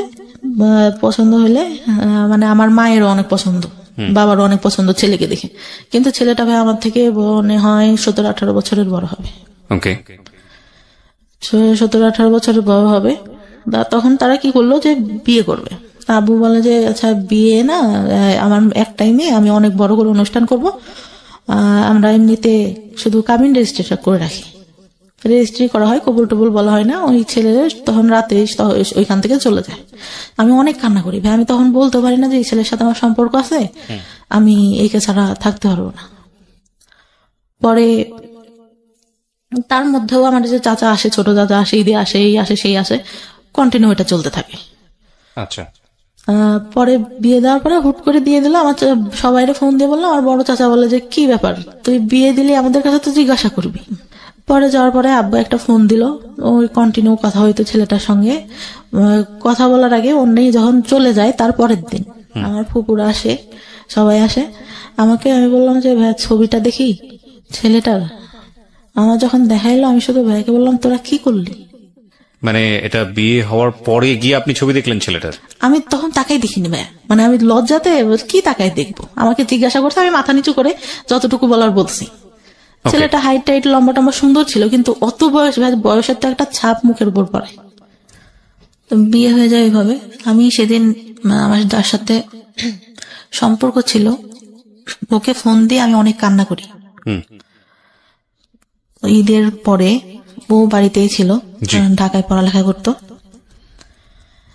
ও শুধু বলে যে যা হবার হয়ে গেছে, এখন আমি কি করবো। আমি তো মানে আমার ভাইয়ের সাথে ওর আবার অনেক ভালো সম্পর্ক ছিল। আমি তো ভাইকে ফোন দিছিলাম যে ভাই কি করেন। এখন ভাইয়া তো আর আমাদের সম্পর্কের কথা জানে না, হয়তো অনেকের কাছ থেকে শুনতে পারে, তাছাড়া তো আর কিছু জানে না। বললো যে ওকে দেখতে আসছে, হয়তো বিয়ে হয়ে যাবে, আমি বাড়িতে। তা বলতেছে ও নাকি জিজ্ঞাসা করে আমাকে, যতদূর বলে যে খোঁজ খবর নিছেন কি করে ছেলে। হ্যাঁ ভালোই। বলতেছে এরকম হুট করে কি বিয়ে দেওয়া ঠিক, ওনাকে এই কথাটা বলে আমাকে বলে যতদূর। এখন ও বলছে কি না দেওয়া আমি সঠিক জানি না। অনেক কান্নাকাটি করি করলে রাতে যে কাবিন রেজিস্ট্রি হওয়ার পরে ওনারা তো চলে গেল। পরে আমার সাথে কথা হইতো কিন্তু আমি নিতে পারতাম না। পরে মানে যখন কথা টথা হইতো উনি একটা পর্যায়ে বলে যে আচ্ছা আমাদের তো শুধু কাবিন রেজিস্ট্রি হয়েছে, তুমি ফোনে কবুল বলো আমিও বলি, মানে আমাদের তো তাহলে বিয়ে হয়ে গেল। কে বলছে তা? মানে আমার যার সঙ্গে কাবিন রেজিস্ট্রি হয়। আচ্ছা আচ্ছা ওকে। আমি বলতেছি কেন বলবো, যখন কাবিন মানে কবুল বলতে হবে তখন তো বলবোই, তখন তো সবাই থাকবে। ফোনে ফোনে বলে শুধু শুধু কি দরকার, কাবিন রেজিস্ট্রি তো হয়েছি। তো বলতেছে বলো, তাহলে তো আমরা স্বামী স্ত্রী হয়ে গেলাম। তা উনি বলে 3 বার বলে, আমি বলি না, মানে আমার মনের মধ্যে যেন কেমন একটা লাগে যে কি ফোনে কেন বলবো। আর যদি বিয়ে না হয়, আমার কেন জানি না মনের মধ্যে বললো যে যদি না হয়। আপনার তো রেজিস্ট্রি হয়ে গেছে। রেজিস্ট্রি হয়ে গেছে, কিন্তু ওই যে ইসলামিক ধর্মে যেভাবে হয় সেটা তো হয়নি। আচ্ছা, কাবিন আমরা তো ধর্মে বুঝি যে মানে কাবিন রেজিস্ট্রি হলে তো বিয়ে হচ্ছে না, আমাদের কবুল বলতে হবে 3 বার, আমাদের হাদিসে যতটুকু বলা আছে। আচ্ছা, ওটা তো হয়নি। যদি না হয় মানে আমার ওই চিন্তাটা মাথার মধ্যে। আমি তখন স্টিল আমার বয়ফ্রেন্ড লাভ করি। পরে আমার বয়ফ্রেন্ডটা মাঝে মধ্যে ঢাকার থেকে আসতো, তারপরে একটা পর্যায়ে মানে এতটাই হয়ে যায় ফিজিক্যাল রিলেশন হয় আমাদের মধ্যে। মানে বয়ফ্রেন্ডের সঙ্গে? হ্যাঁ, বয়ফ্রেন্ডের সঙ্গে। ওকে, বয়ফ্রেন্ডের সঙ্গে ফিজিক্যাল রিলেশন হয়। পরে মানে ও কন্টিনিউ আমার বাসায় আসতে থাকে, রাতে আসতে থাকে, এরকম হয়। পরে মানে ফিজিক্যাল রিলেশন হলে আমি মানে ফার্স্ট তার আগে তো বলছি যে একটা বয়ফ্রেন্ডের সঙ্গে হয়। তো ওই টাইমটাতে ও বলতো যে ওই বয়ফ্রেন্ডটার কথাও জানতো যে তুমি এইগুলা করছো। আবার ওই যে বললাম যারা পিছনে ঘুরতো ওরা ওই বাজে কথা বলতো, না করলেও বলতো।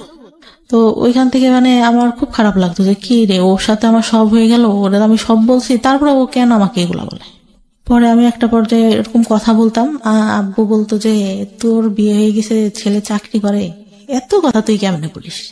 আব্বু তো আর জানতো না যে আমি অন্য কারোর সাথে কথা বলি, কিন্তু আব্বু হয়তো আজ করতে পারে একটু, আচ্ছা, যে আমি অন্য কারোর সাথে কথা বলতেছি। পরে আমি তো কিছু বলি না। পরে আমার ফোনে একদিন ফোন আসে, খাচ্ছিলাম, আব্বুরা বসেছিল, হঠাৎ করে আননোন নাম্বার থেকে ফোন দেখে আব্বু যে বুঝতে পারে যে এইটা তো আমার মানে যার সাথে রেজিস্ট্রি হয় তার নাম্বার না। পরে কিভাবে যেন বুঝতে পারে জানি না। পরে ওই টাইমটাতে আবার কি হয়, একটা ছেলে আমাকে অনেক পছন্দ করতো, আব্বুকে মামা মামা করতো। আচ্ছা, পছন্দ করতো বলতে মানে আমার আব্বুকে ভাঙাই খায় মানুষ বলতে যেরকম ওরকম খাচ্ছে এখন পর্যন্ত। মানে এইটা বলতেছে এটা বলতেছে। আমার বাবা আবার তাকে এতটাই ভালোবাসে, এতটাই বিশ্বাস করে, আমার মনে হয় আমাদের থেকে তাকে বেশি ভালোবাসে। আমি বললাম যে ভাই আপনি তো আব্বুকে বলতে পারেন। আমার যখন ইন্টার ফার্স্ট ইয়ার ভর্তি করতে নিয়ে যায় তখন উনি আমাকে বলে বাইকে। বিয়ের পরের ঘটনা এগুলো? না, বিয়ের আগে। আচ্ছা, বলতে ভুলে গেছি। আচ্ছা, পরে উনি বলে, আমি বলি যে আপনার মামাকে বললেই তো পারেন, আপনার মামা তো আপনাকে অনেক ভালোবাসে, আমাদের তাহলে বিয়ে দিয়ে দেবে। আমার বলার কেস। বলছে আমি বলবো কিভাবে, তুই বল। আমি কি এতই বেহায়া যে আমি আমার বাবাকে যে বলবো যে আপনার সাথে বিয়ে দিই। আর আপনি মানে আমি এরকম করেই বলি যে আমি হয়ে দেখতেছি আপনাকে এরকম। আপনার গার্লফ্রেন্ড ছিল আমার ছোট চাচির সঙ্গে পড়তো, ওনার গার্লফ্রেন্ডটা, আপনার গার্লফ্রেন্ড আমার ছোট চাচির সাথে পড়ে। আমি যখন ছোট তখন থেকে দেখতেছি, আমি হয়ে আমার বুদ্ধি হওয়ার পর থেকে আপনি এরকম, আপনাকে কেন বিয়ে করবো। তো ওর কথায় কথা বলে তুই তো তাহলে প্রেম করিস নি। আমি প্রেম করি না করে এটা কোনো কথা না, আমার মা বাবা যার সাথে দেবে তার সাথে আমি থাকবো। পরে ভাইয়া কি করে, বিয়েটা হওয়ার পরে উনি কি করলো, ওই ভাইয়াটাই মানে কার কাছ থেকে খোঁজ খবর নিতে জানি না, তাদের জমি জায়গা নাই, হ্যান নাই তেন নেই, এসব বলে বিয়েটা 5 মাসের মাথায় ভেঙে দেয়। মানে আপনার যে রেজিস্ট্রি হয়েছিল সেই বিয়েটা ভেঙে দেয়। আচ্ছা। তা আব্বু ওই বয়ফ্রেন্ডটার কথা জানতে পারে এক পর্যায়ে। আমি বলি আব্বুর কাছে বিয়েটা ভাঙার আগে, তা বলে যে তাহলে বিয়েটা ভেঙে দিয়ে ওর সাথেই তোর বিয়ে দিবি, এরকম করে বলে। কিন্তু ভাইয়া কি করলো, বিয়ে ভাঙার পরে ওই ছেলের সঙ্গে আমাকে বিয়ে দেবে না, অন্য জায়গায় বিয়ে দেবে, এই ছেলের সাথেও দিবে। আচ্ছা। আমি আমার বয়ফ্রেন্ডের কাছে বললাম। বয়ফ্রেন্ড তখন কি করতো, পেশায় কি ছিল? কিছুই করে না, পড়ালেখা করতো। আচ্ছা। ইঞ্জিনিয়ারিং পড়তেছিল। তা ও বলে যে আমি তো চাকরি বাকরি করি না, আর আমার মা মেনে নিবে না, তোমার বিয়ে ভেঙে দিছে, এটা জানলে তো আমার মা নিবেই না। আসলে ভাই কথাটা ছিল হচ্ছে, আমার যতটুকু দরকার ছিল ও তো আমার কাছ থেকে পাইছে, আমাকে কেন বিয়ে করবে, আমার যতটুকু ধারণা এখন বুঝি। পরে আমি অনেক কান্না করতাম যে আমি আব্বুকে বললাম তোমার কথা, তুমি এখন এইগুলা কেন বলো, আমার পক্ষে সম্ভব না তোমাকে বিয়ে করা। আর তুমি আমার ফ্রেন্ডদের সাথে কথা বলতা, এইগুলা তোমাকে নিয়ে যখন সংসার করবো তখন মনে পড়লে আমি এটা মেনে নিতে পারবো না। আচ্ছা। তাই বলে। পরে একটা পর্যায়ে কি হলো, আমি মানে কথা বলাটা আস্তে আস্তে বাদ দিয়ে দিলাম। আর খুব মনে পড়তো, মাঝে মধ্যে কান্নাকাটি করতাম। ও মানে ভাইয়া অকথ্য ভাষা আমাকে গালাগালি করতো। আপনার বয়ফ্রেন্ড? হ্যাঁ, এত বাজে বাজে বকাবকি করতো ভাইয়া, আমি নিতে পারতাম না। অনেক কান্নাকাটি করতাম যে আমি তো তোমার, আমার জীবনের এমন কোনো ঘটনা নাই যে বলি নাই, তুমি এইগুলা কেন করতেছো। এগুলোর জন্য আসলে একটা ফ্যামিলি এডুকেশন প্রয়োজন হয়। মানে বিয়ের আগে ধরনের অনৈতিক সম্পর্কে না জড়ানো, বা শেয়ারিং এর জায়গা থেকে আসলে কতটুকু শেয়ার করব, যাকে শেয়ার করছি সে আসলে এতটুকু আস্থার জায়গা আছে কিনা। সো এগুলোর জন্য আসলে একটা ফ্যামিলি আন্ডারস্ট্যান্ডিং এর প্রয়োজন হয়, ফ্রেন্ডশিপের প্রয়োজন হয়, এবং একটা ফ্যামিলি এডুকেশনের প্রয়োজন হয়। আমার স্কুল জীবনে ভাই একটা বান্ধবী ছিল, অনেক ভালো। ও ক্লাস 4 থেকে চলে যায়, তারপর থেকে আমার কোনো ভালো বান্ধবী জীবনে আসেনি। রাইট। আপনি যে ভুলগুলো করেছেন আসলে ভুল করতে করতে শিখেছেন, তার আগে আপনি কেউ বলবে বুঝাবে এরকম কেউ ছিল না। রাইট। তো তারপরে কি হলো? পরে একটা পর্যায়ে এরকম বাদ দিতাম, আর আমি মাঝে মধ্যেই ফোন দিলে ওরকম বাজে বাজে কথা বলতো। পরে মানে ওই বিয়েটা ভেঙে গেলে আমি আবার আব্বুকে বললাম যে আচ্ছা যাই হয়েছে হয়েছে, ও তো আমাকে কি করবে না। আর আমি মানে চিন্তা করে দেখলাম, আব্বুকে বললাম যে ও বলতেছে এই কথাগুলা, তার থেকে বিয়ের পরে যদি অশান্তি করে তার থেকে এখন হয়তো বাদ দিয়ে দেওয়াই ভালো। ওই আগে আমার যে কাবিন রেজিস্টার হয়, ওই ছেলেটা আবার মানে আমাকে খুব ভালোবাসতো, আর ওর বাবা আমাকে অনেক আদর করতো ভাই। মানে আমার মনে হলো যে আর একটা বাবা পাইছে আমার জীবনে, মনে এত ভালো লোকটা ছিল। মা ছাড়া কথা বলতো না আমার সঙ্গে কখনো, প্রত্যেকটা দিন আমি ফোন না দিলেও সে ফোন দিয়ে কথা বলতো। তা আমি একটা পর্যায়ে বললাম যে এতদিন কথা বলছি, আমার চাচাদের বললাম, আমার ফুবাদের বললাম যে আপনারা আব্বুকে দেখেন ম্যানেজ করতে পারেন কিনা, ওই ছেলের সঙ্গে আমি কথা বলি। তখনও মানে কাবিন রেজিস্টার হয়েছিল ওই ছেলেটার সাথে। ও বলে যে আচ্ছা তোমার বাসা থেকে যদি দেয় আমি তোমাকে নিব, কারণ আমি তোমার অনেক ভালোবেসে ফেলছি। পরে ইয়া করার পরে কি হয়, আব্বু রাজি হইলো, যাও ওদের বাসায় গেল, ছেলে বাসায় নেই। আমার চাচা ফুপা ফোন দেয়, ছেলে ফোন ধরে না। ওর সেদিন ওর ভাবিরা, ওর মারাও নাকি ভালো ব্যবহার করে না, ওর বাবা শুধু ভালো করে কথা বলে। পরে আমার চাচারা এসে বললো যে ওই ছেলে বিয়ে করবে না, হয়তো বিয়ে করতে চেয়ে ভেঙে দিবে, এরকম। আচ্ছা। পরে ওই ছেলেটা আবার ফোন দিয়ে চাচাদের বলে আচ্ছা আমি একটু বাইরে ছিলাম এই জন্য ফোন, তুই ফোন ধরতা, বাইরে ছিল আমাদের সামনে আসে নাই, ঠিক আছে। একটা কথা কি ভাই, যেটা সত্যি কথা, ওই ছেলেটার অনেক বয়স ছিল, এই জন্য মূলত চাচাদের সামনে আসেনি।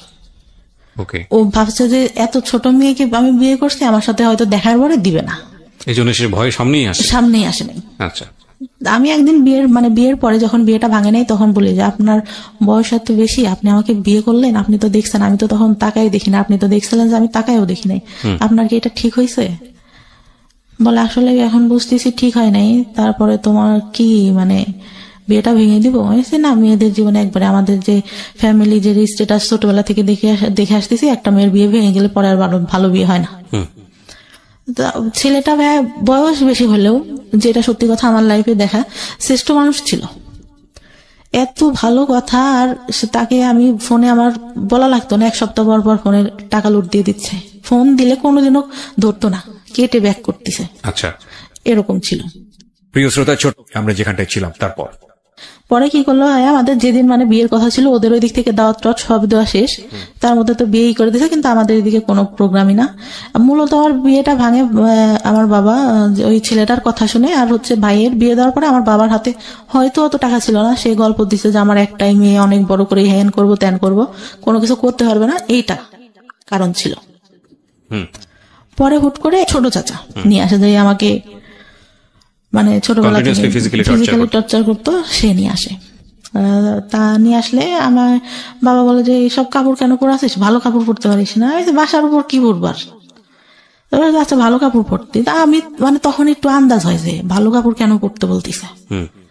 তো নিয়ে আসলে ছেলেটা এত সুন্দর করে এত ভঙ্গিমায় কথা টথা বললো, আমাকে শাড়ি পরায় আবার সেই সামনে নিয়ে বসাইলো, সবকিছু জিজ্ঞাসা করলো। আমি ওনার ভঙ্গিমা দেখে কথা বলা দেখে দেখতে সুন্দর ছিল আমার, মানে ভালোই, মানে একটা বার তাকাইছিলাম, ভালোই লাগলো। এর থেকে একটু বয়সই হবে, তারপরও বয়সের ডিস্টেন্স আমাদের 15 বছর মতো। তা আমাকে পরে হচ্ছে ওদের বাসার থেকে দেখতে আসবে, এর মধ্যে ওই ছেলে ভাই আমাদের মানে সবকিছু, আমার বাবা সবকিছু খোঁজ নিছে এক রাতের মধ্যে, একদিনের মধ্যে। আর নেওয়ার পরে ওরা বাসার থেকে আসে, আমি আবার বলি যে আমার যে আগে একটা ইয়া হয়েছিল এটা কি বলা হয়েছে কিনা, আমার মাকে জিজ্ঞাসা করলাম যে আমি কিন্তু পরে এবার বিয়ের পরে সমস্যা হবে, এটা কিন্তু আমি মেনে নেব না। পরে ঘটককে বলে, ঘটক আবার বলে যে না বলা হয়নি। তা বলে যে আচ্ছা তাহলে বাবু বলে যে আচ্ছা বলো, যদি বললে যদি করলো নাইলে নাই, বিয়ে করলে। পরে ভাই বিয়ে দেওয়া, উনি ওনাকে বলছে, উনি সবার কাছে খোঁজ নিয়েছে, কিন্তু সবাই তো জানে যেহেতু ফ্যামিলিটা ভালো জানে, সবাই বলছে যে না উঠাই নাই, শুধু ওদের কাবিন রেজিস্ট্রি হয়েছিল। ছেলে বিয়ের আগে আসলো, ওদের বাসা থেকে সবাই আসলো, এসে ওর বাবা অনেকই মানে আমার, তারপর ঈদের পরে ছিল, কোরবানি ঈদের পরে মেবি, ওই দুনিয়ার লোক এসে মনে হচ্ছে আমি একটা কার্টুন বসে আছি, আমাকে দেখতেছে, কি দেখতেছে। ছেলের নানা ছিল, আমার চুল ধরে ঘোমটা নামায়, এইটা ওইটা, আমার খুব বিরক্ত লাগছে, কি রে চুল ধরবে, এইটা কি চুল ধরার যুগ নাকি? 2015 সাল ভাই, চিন্তা করেন আমার চুল ধরে হাঁটা দেখতেছে, কেমন মেজাজটা গরম হতে পারে তখন। আমার খুব মেজাজ খারাপ হয়, আমি রেগে যখন বের করে দেয় আমি আসি, চলে আসি। আমার চাচাতো ভাইরা বলতেছে আপুর কি হয়েছে, আপু কেন রাগ করছে। আমার চাচাতো ভাই বড় চাচার ছেলে, আমার থেকে বয়সে ছোট, মানে আমাদের বাবা আগে বিয়ে করে তো এই জন্য আমাকে অনেক ভালোবাসে, বুবু বলে ডাকে। বুবুর কেন রাগ করছে, বুবু কি হয়েছে, চুল কেন ধরে দেখলো, আমার হাঁটা কেন দেখলো, আমি কি ইয়া নাকি, এরকম করে বলি। পরে তাদেরও পছন্দ হয়, বিয়ে পরে সেদিন বিয়ে পড়াই দিল ভাই, একদম। আগেটা ডিভোর্স হয়েছিল? হ্যাঁ, ডিভোর্স হয়ে গেছে, তার মনে হয় ভাইয়া 1 সপ্তাহের মাথায় আমার বিয়ে দিয়ে দিল। ডিভোর্স হলেও তো 3 মাস সময় লাগে, ওয়েট করতে হয়। হ্যাঁ, কি করলো, বিয়ে দিয়ে দিল। আর আব্বুর একটু ক্ষমতা ছিল, বললাম না, একটু পলিটিক্যালি ইয়া ছিল, ওই জন্য কেউ আর কিছু বলে টলে নাই, ইয়া করে নাই। কিন্তু ওই ছেলেরা নেওয়ার জন্য অনেক লোক দিয়ে খবর পাঠাইছে, ত্যান করছে, কিন্তু এদিক থেকে আমাদের এদিক থেকে কোনো কথা ইয়া হয়নি। তা আমি একটা সময় মানে আগের যে ছেলেটা ছিল ওকে বলছিলাম যে তুমি যদি চাও আমি কিন্তু চলে আসবো, কিন্তু সে নাচরবন্ধ অনুষ্ঠান করতে হবে, হ্যান ত্যান এটা সেটা। আবার তাদের চিন্তা ছিল কিছু দেবে না। পরে এর সাথে বিয়ে গেল, সেদিন বিয়েটা একদম পড়াই দিল। বিয়েটা পড়াই দেওয়ার পরে ছেলের কথার ভঙ্গিমা এটা সেটা, সে ডিপ্লোমা কমপ্লিট করছে, সে বললো যে আমি বিএসসি কমপ্লিট করছি। মিথ্যা কথাটা পুরাই বললো যে টাউনে জায়গা আছে ওইখানে বাড়ি করবো, এটাও পুরা মিথ্যা কথা। জায়গা কিছুই, মানে এমনিতে গ্রামে জায়গা জমি আল্লাহর রহমতে ভালো আছে, কিন্তু ওইগুলো মিথ্যা কথা। কারণ ওদের যে বাড়ি টাড়ি দেখলে তো বিয়ে দিবে না। আমার চাচা কিন্তু দেখে আসছে ভাই, কিন্তু সে মানে বাড়ি কেমন, এটা কেমন, এটা কেমন কিছুই বলে নাই। বলছে ভাই ছেলে ভালো চাকরি করে, ভালো দেখতে, বাড়ি জমি জায়গা যা আছে অনেক ভালো।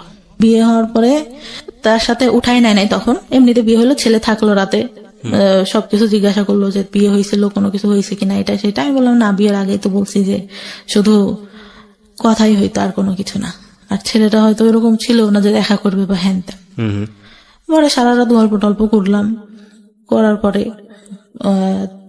মানে ভাইয়া যে বলে না যে মানে হাজবেন্ডের কাছ থেকে একটা ভালো কথা বা ভালো কিছু, সে প্রথম অনেক ভালো কথা বলতো, ভালো ব্যবহার করতো।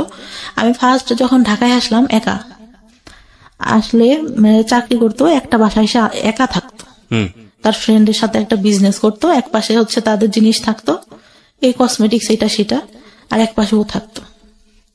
ইয়ে হয় ভাই, আমাকে একটা ফোন গিফট করে, ফোনটা হারাই যায়। বাস থেকে যখন নামবো গাবতলিতে, আমার ব্যাগে ধাক্কা লাগে বাসের মধ্যে থেকেই। আমি ভাবি যে হয়তো সিটে লেগে ধাক্কা লাগছে। তখন আমি বাইরে নেমে দেখে আমার ব্যাগের মধ্যে ফোন নাই, তো নাই, ফোন দেওয়া হচ্ছে, ফোন বন্ধ। তখন বুঝতে পারছে, বাসায় এনে বললো যে আমি অনেক কষ্ট করে সবকিছু করি এইরকম। তা আমি অনেক কান্না করতেছি যে আসলে আমি তো ইচ্ছা করে করি নাই। আমার আব্বু ফোন দিছে, কি হয়েছে, ফোন বন্ধ কেন, ফোন হারাই গেছে, ওর সাথে কথা বলতেছে। আমি না, আব্বু রাগারাগি করবো, আমি বলবো না, আমি কথা বলবো না। আমি অনেক কান্না করি, কিন্তু ও এইভাবে বলে আমার খুব মানে খারাপ লাগে ভাইয়া, যে আমি তো ইচ্ছা করে ফোনটা হারাই নাই, এইভাবে কেন বলতেছে। আর ওর মানে বিয়ের প্রথমে এত ভালো কথা, আমি এসে ঢাকায় এসে দেখলাম পুরাই উল্টাটা ভাইয়া, পুরা উল্টা, মানে একদম মানে মনে হলো আকাশ থেকে আমি পাতালে পড়ে গেছি, এটা কি।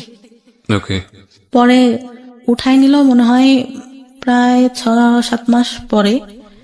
উঠাই নেওয়ার পরে আমাকে যেরকম মানে ইয়াতে আমি পার্লার থেকে সেজে আসলাম, এই বউটু সে যে এত সুন্দর করে আসলো, সে আমার সাথে এতদিন যে সংসার করতে, সে বিয়ের দিন সে এমন ভাব করতেছে যে আমার প্রথম দেখতেছে। আমার খুব বিরক্ত লাগতেছে, আমি বসে বসে খুব ফুল দিছি রাগে, কি রে বিয়ে হয়ে গেছে আগের থেকেই চেনা জানা, সে এমন একটা ঢং করতেছে যে আমার এই ফার্স্ট দেখলো এটা সেটা। তার মধ্যে আবার ক্যামেরাম্যান এরকম করে তাকাইতে বলতেছে। আমার আবার একটা জিনিস একটা কেউ যদি বলতো বুঝতে পারতাম, একটাবার বললে যে এইটা এরকম না এরকম করো।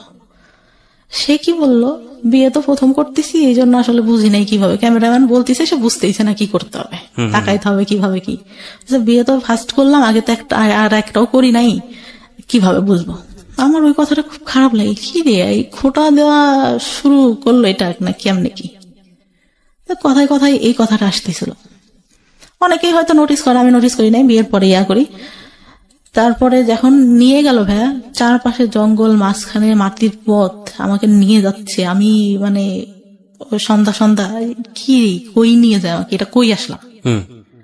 যখন ওদের বাসার সামনে যে নামালো ভাইয়া, আমি পুরা মানে আমি মানুষের বলে না বেশি কষ্টে হাসি পাই, আমি হাসতেছিলাম কি এটা কি থেকে নিয়ে আসলো। হাফ ওয়াল, একটা ফুল ওয়াল, 2টা রুম, একটা হাফ ওয়াল টিন শেড, মানে এমন আগেকার যুগের একটা বাড়ি, এতটুকু ঘর, এটি কই আসলাম আমি। তো তখন আমার মনে সান্ত্বনা দিচ্ছি, তখনও জানি যে ওদের টাউনে জায়গা আছে, ওইখানে বাড়ি করবে। আচ্ছা, তো ওইটা বলে মনে সান্ত্বনা দিচ্ছিলাম, না জায়গা জমি আছে, বাড়ি করবে, এখানে থাকবে না, তো এখানে বাড়ি করে কি করবে, হয়তো এটা। পরে ভালোই থাকলাম ওইখানে 2 দিন। পরের দিন অনুষ্ঠান করলো, পরের দিন যাইতে দিল না। 2 দিন পরে আবার বাবার বাড়িতে আসলাম, ওর বোনরা আসলো সাথে। বিয়ের পরে কি হলো, আমার গেছি, আমার যে গয়নাটা দিছে আমার ছোট ননদ দেখে বলে, কি গয়না দিছে, দেখতে ভালো না, এই আমাদের বাসা থেকে যেটা দিছে অনেক সুন্দর। তারপরে আমি তো মানে আমার মন খারাপ, আমি বললাম যে আব্বু বলছে যে আমার তো একটাই মেয়ে, তো তোমাকে আমি ভালো করে বানাই দেবো, এখন তাড়াহুড়া করে এইটা ওদের কাছে ছিল এটাই এনে দিছি ওকে বলি। পরে ওর আবার চাকরিতে তো ছুটি ছিল না, 1 সপ্তাহ পরে আবার যায়, গেলে আবার শ্বশুর বাড়িতে আসলাম। তার মধ্যে লাগলো ঝামেলা, কি মাছ কুটতে দিছে ভাইয়া। জীবনে যে আমি কোনোদিনও আমার ছোটবেলা থেকে আমি জীবনে কোনোদিনও আমি নিজে মনে করে না হাত দিয়ে ভাত নিয়ে খাইছি। শীতের দিন বাবা এত অলস ছিলাম, শীত লাগবে হাত দিয়ে ভাত খেতে গেলে আম্মু খাওয়াই দিতে হবে, নাইলে রাতে সেদিন খেলাম না, শুয়ে পড়লাম এরকম। মাছ কুটতে দিয়েছে, ছোট মাছ ভাই, আমি এত আস্তে আস্তে কাটতেছি, আমার ননদটাও কাটতেছে। তো বলতেছে যে এত আস্তে আস্তে মানুষ মাছ কাটে। আমি বলতেছি আমি তো কখনো করি নাই, এই তো করতেছি এই বেশি। তো আমি বাসায় এসে মানে আমার কোনো কাজই পছন্দ হয় না। তো আমি আমার খুব খারাপ লাগতেছে, আম্মুর কথা মনে পড়তেছে, কান্না করতেছি যে আমার এটা কি দিল, কি দেখে বিয়ে দিল। পরে ওদের একটা খালু থাকে, ওদের সাথে আবার ওর টাকা দেয়, ওদের সাথে আবার ঝামেলা হয়। তা ওই খালুটা মানে বিয়ের দিন আমার চাচাকে নাকি ইয়া করে বলে যে বিয়ে তো দিলেন, পরে বুঝবেন মজাটা কেমন, এরকম বললো। আমরা তখন আমার ছোট চাচা কিছু বলে নাই তাকে। পরে আব্বুকে হয়তো বললে আমার বিয়ের কিছুদিন বলতে 5-6 মাস পরে আমি মনে হয় প্রেগনেন্ট হই। 1 মাস পর আমি বুঝতে পারি, তার আগে বুঝতে পারি না। 1 মাস পর যখন পিরিয়ড হচ্ছে না তখন বুঝতে পারি। তার মধ্যে ওই যে শ্বশুর বাড়িতে যাই মাঝে মধ্যে, আমার শ্বশুর তখন বেঁচে ছিল, এইটা নিয়ে বাঁধাবে ওইটা নিয়ে বাঁধাবে, এইরকম এই কাজটা কেন করে না, ওইটা কেন কিছুই করে না। আমি তো ভাই আমি বুঝি না আসলে সংসারে কি করতে হয়, টোটালি আমি বুঝি না কি করতে হয়। একটা সংসারে যে উঠবো সকালে উঠে এটা করবো আমি তো ওইভাবে মানুষই নেই। সব দেখছি আমার মা কাজের লোক দিয়ে করাচ্ছে, নিজে শুধু রান্নার বান্না করতেছে। মানে বললাম না ফ্যামিলিটা বড় ছিল, একসাথে ছিল সবাই, তো করতেছে। তারপর আমি মানে করতাম না। আমার কি হলো, বাচ্চাটা যখন প্রেগনেন্ট আমি, তখন আমি একদম আমার বাড়িতেই, আমার বিয়ের পরে ভাই আমার হাজবেন্ড আমাকে কাপড় দিত না ওকে। টোটালি বলতে। আমি গেছি, আমার একটা জামা সবসময় পরার জন্য 500-550 টাকা দাম হবে। বললাম যে এটা আমার পছন্দ হয়েছে, আমি নিবো। বলছে আমার কাছে টাকা নেই, তোমার কাছে থাকলে নাও। তারপর আমি নিলাম, আমি করি নাই। আবার আমার খালার ছেলেটা অসুস্থ হয়ে যায়, ওর কাছে টাকা ছিল না, আমি মানি ব্যাগ দেখে আমার কাছে টাকা ছিল, ওইটার মধ্যে দিয়ে দিই। মানে এতটাই ভালোবাসতাম ভাই ফার্স্ট টাইমে, এতটাই বিশ্বাস করছি তার কথা শুনে। পরে আমার খুব খারাপ লাগে। ঈদ যায় 2টা ভাই, ঈদে 1 কাপড়ও দেয় না আমাকে। আমার বাবার বাড়ি থেকে সব ঢাকায় আসছি, এই বছর বাণিজ্য মেলায় যাবো ভাইয়া। আমি বললাম যে গেলে কি কিনে দিবা? বলে যাওয়ার আগেই কি কিনে দিব? বাণিজ্য মেলায় সবাই ঘুরতে যায়, কিছু কিনতে যায় না, ওখানে অনেক দাম। তাহলে কি দরকার আছে যাওয়ার? ওকে। পরে আমি আম্মুরে ফোন দিয়ে কান্না করতেছিলাম, আব্বু আবার বিকাশে 2000 টাকা পাঠায় ওর, যে ও গেলে যা কিনতে যায় কিনে দিও। পরে যাই, ওখান থেকে একটা হাতের ব্রেসলেট, একটা পাইল কিনে আর একটা আংটি কিনে। ও মানে আমাকে নিয়ে যাওয়ার পরে ভাইয়া শুধু গ্রাউন্ডে ঘুরাচ্ছে, যে সব আগে ঘুরে দেখো। দোকান যখন বন্ধ হয়ে যাচ্ছে তাড়াহুড়া করে ওই 3টা জিনিস নেই। নিয়ে আসার পরে যে প্রেগনেন্ট, তখনও জানি না প্রেগনেন্ট। আসি আবার যাই ওই শ্বশুর বাড়িতে, বেশি হলেও 3 থেকে 4 দিন থাকি, তার মধ্যে ভাইয়া যত সব কাহিনী। আবার এখন পর্যন্ত দুপুরে ঘুমান আমার শাশুড়ি দেখতে পারে না, এই ঘুমায় দেখে তুই অবস্থা। একটু কাজ করে রসুন পেঁয়াজ ছেলে রাখলে পরে রান্না বান্না করতে তাড়াতাড়ি হয়। মানে একেবারে ঘরের ভিতরকার গল্প, সেই যে গল্পটা না হয় আমরা নাই বা গেলাম, প্রিয়টাই আমরা ছিলাম। কিন্তু আপনি এখন যেটা বুঝি যে আপনি একটা সংসার করছেন, আপনার সেকেন্ড বিয়ে, এবং এই সংসার করা অবস্থায় আপনার একটা বাচ্চা আছে যার বয়স 3 বছরের মতো, 2.5 থেকে 3 বছর। এবং আপনার জীবনের কিছু অসহনীয় অতীত আছে, যেটা খুব বড় আকারের সিক্রেটস না, বাট কোন শিশুর জীবনে বড় আকারের সিক্রেটসটা বলবো আমি, কথাটা বলা ঠিক হলো না, অবশ্যই বড় ধরনের সিক্রেটস, কিন্তু ইম্প্যাক্ট, ভয়ানক রকমের ইম্প্যাক্ট হতে পারে সেই জায়গাটা থেকে হয়তো অন্যদিকে চলে গেছে। তবে আমরা একটু ইম্প্যাক্টের জায়গাতে একটু আসতে পারি, যেটা হতে পারে যে ও যখন ক্লাস 9-এ ছিল ও সুইসাইড করার প্ল্যান করলো, ধরুন 40টা ঘুমের ওষুধ খেয়ে প্ল্যান করেছিল, প্রায় মারা যাওয়ার মতো অবস্থা। ওর জীবনটা ওখানেই শেষ হয়ে যেতে পারতো এরকম একটা শৈশবের কারণে, কিন্তু শেষ হয়নি। কিন্তু তারপরে ওর যে জীবনটা গিফট পেয়েছে ওর ফ্যামিলির কাছ থেকে, সেই জীবনটাও কি খুব সুখকর জীবন? সেটাও, সেখানে কিন্তু স্বপ্ন পূরণের স্বাদ নেই, সেখানে স্বপ্ন পূরণের ব্যবস্থা নেই, একটা সংসার যেখানে সুখ নেই, কোন রকম খেয়ে পড়ে বেঁচে থাকা, এবং দিন চলে যাচ্ছে, ওকে যাচ্ছে। এটাই কি জীবন? আপনি পড়াশোনা করছেন? জি। আচ্ছা, ডিগ্রি পড়ছেন? হ্যাঁ। আপনাকে যদি আমি একটা নৈবত্তিক প্রশ্ন করি, সেই প্রশ্নের উত্তরটা আমি জানি কি আসবে, তারপর আমি প্রশ্নটা করছি। আপনি কি সুখী? না, একদমই না। একদমই না। কেন আপনি সুখী না? ওই তো বললাম না, ওইরকম করে দেয়। তারপর আমার চাচা, যেটা বলতে ভুলে গেছি, বিয়ের পরে এই ছেলেটার সাথে যখন বিয়ে হয়, ওর চলে গেল। আমার দাদি ছোটবেলা থেকে আমাকে দেখতে পারতো না। এই খাওয়াটা এ হইলে ফুপুরা আসছে, বলবে যে খেতে বসছি, দেখা গেছে সামনে থেকে বাটিটা টান দিয়ে নিয়ে নিত। আপনার ফুপু? আমার দাদি। দাদি? হ্যাঁ।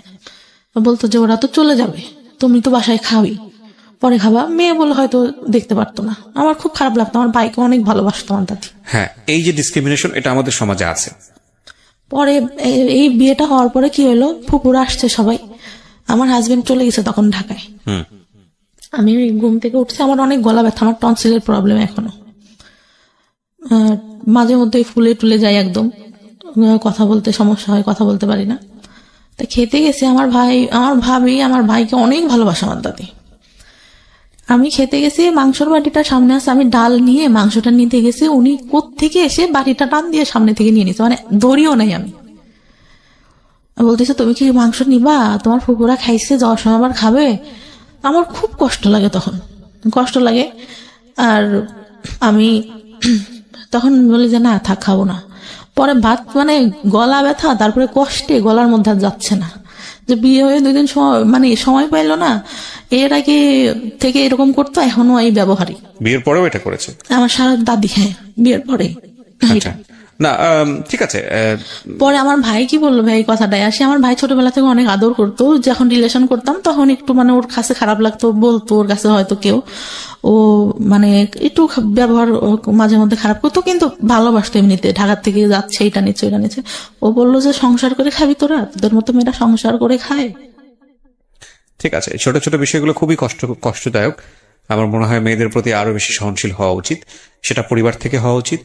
বাবার জায়গাটা ভয়ানক রকম ভাবে মিসিং, এবং কিছু বিষয় আমরা আজকে এই অনুষ্ঠানে সচেতন ভাবেই তুলে আনতে পারিনি, কারণ আমাদের একটা সীমাবদ্ধতা আছে, এক। আর 2 নম্বর যেটা, সেটা হচ্ছে যে মা যে ধরনের ভূমিকায় থাকা উচিত ছিল সেটা তো অবশ্যই ছিল না।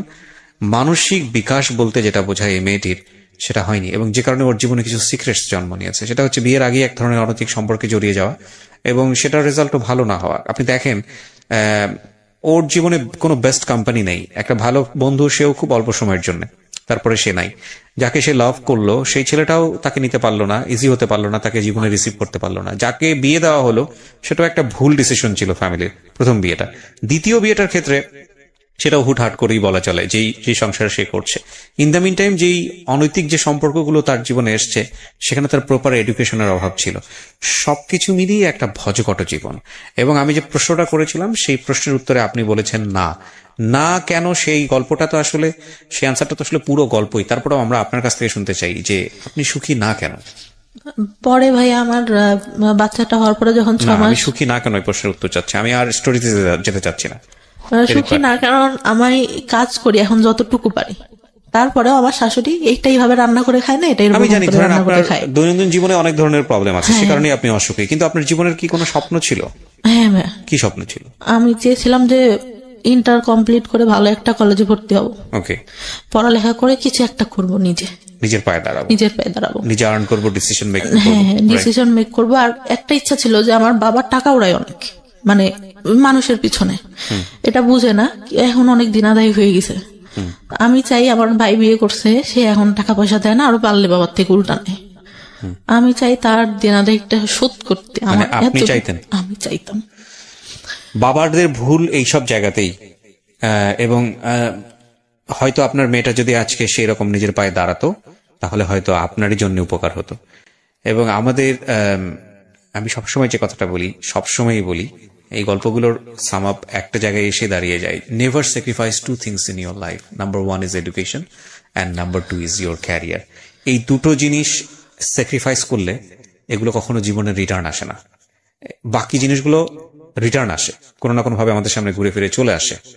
হ্যাঁ, এখন সেই জায়গাটায় তো অবশ্যই আমি মাকে হারালে তো আপনি মাকে ফিরে পাবেন না, বউকে হারালে বউ পাবেন, হ্যাঁ এটা বলাই যায়। কিন্তু গার্লফ্রেন্ড গেলে জীবনে গার্লফ্রেন্ড আসবে, বয়ফ্রেন্ড গেলে বয়ফ্রেন্ড আসবে। একটা মানুষ জীবন থেকে চলে গেলে তার রিপ্লেসমেন্ট হয়তো অন্য একজন মানুষ হবে, এটা হয়। হ্যাঁ, এখন আমরা যখন লাভ করি তখন আলটিমেটলি এটাই চিন্তা করি যে না, তাকে ছাড়া আমার জীবন বৃথা। আমাদের লাভের স্টাইলটাই এরকম, ধরনটা এরকম, আমরা অন্য কোনো কিছু চিন্তা করতে পারি না। লাভ সবসময় যখন হয় তখন একদম ব্লাইন্ডলি ডিপোজিট হয় সেই জায়গাটাতে। সো ওইটা নিয়ে আমরা, কিন্তু মজার বিষয় হচ্ছে যখন জীবন থেকে ওটা সরে যায় এবং জীবনে যখন সেকেন্ড আর একটা মানুষ আসে, তখন একটা পর্যায়ে গিয়ে মনে হয় কতটা বোকা ছিলাম, কতটা হাস্যকর ছিল এই সময়গুলো, কি কত না বড় ভুল করেছি। কিন্তু সিচুয়েশনের থেকে সেটা বোঝা যায় না। তো যাই হোক, আমি যে কথাটা বলছিলাম যে জীবনে আসলে এই দুটো জিনিস স্যাক্রিফাইস করলে এই দুটো জিনিস আর কখনো রিটার্ন আসে না, এবং তখন জীবনটা খুব দুর্বিষহ হয়ে ওঠে। কি ছেলে কি মেয়ে, প্রত্যেকেরই স্বাধীনভাবে বাঁচার ক্ষমতা আছে এবং প্রত্যেকেরই নিজস্ব চিন্তায় বড় হওয়ার সুযোগ আছে। ধরুন, কেন এই দুটো জিনিসের কথা বলি? এই মেয়েটি তার সংসার জীবনে সুখী না, এই মেয়েটি তার পারিবারিক জীবনে সুখী না, এই মেয়েটির একটা বাচ্চা আছে। এই মেয়েটির যদি অন্তত ডিসিশন মেক করার ক্ষমতা থাকতো, যে পৃথিবীর কোনো জায়গা থেকে সে সুখী না, কিন্তু তার ডিসিশন মেক করার একটা ক্ষমতা আছে, অন্তত ওই জায়গাটা সে সুখী হতে পারতো। আর ডিসিশন মেক করার ক্ষমতা তখনই থাকে যখন একটা মানুষ আর্ন করে, যখন একটা মানুষের আয় করার ক্যাপাসিটি থাকে। যে মানুষটার আয় করার ক্যাপাসিটি থাকে না, সে মানুষটার ডিসিশন মেকিং করার ক্ষমতা থাকে না। সুতরাং পৃথিবীর সমস্ত জায়গা থেকে যদি আপনি বঞ্চিত হন হ্যাপিনেসের জায়গাটা থেকে, আর্ন যদি আপনি করেন, পয়সা রোজগার যদি আপনি করেন, আপনার যদি একটা জব থাকে বা অন্য কোনো যে কোনো বৈধ উপায়ে আপনি যদি অর্জন করেন, সেক্ষেত্রে আপনার অন্তত একটা হ্যাপিনেস থাকবেই থাকবে।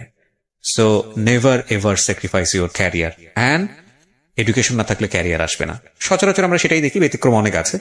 তো এডুকেশনও আসলে স্যাক্রিফাইস করা উচিত না।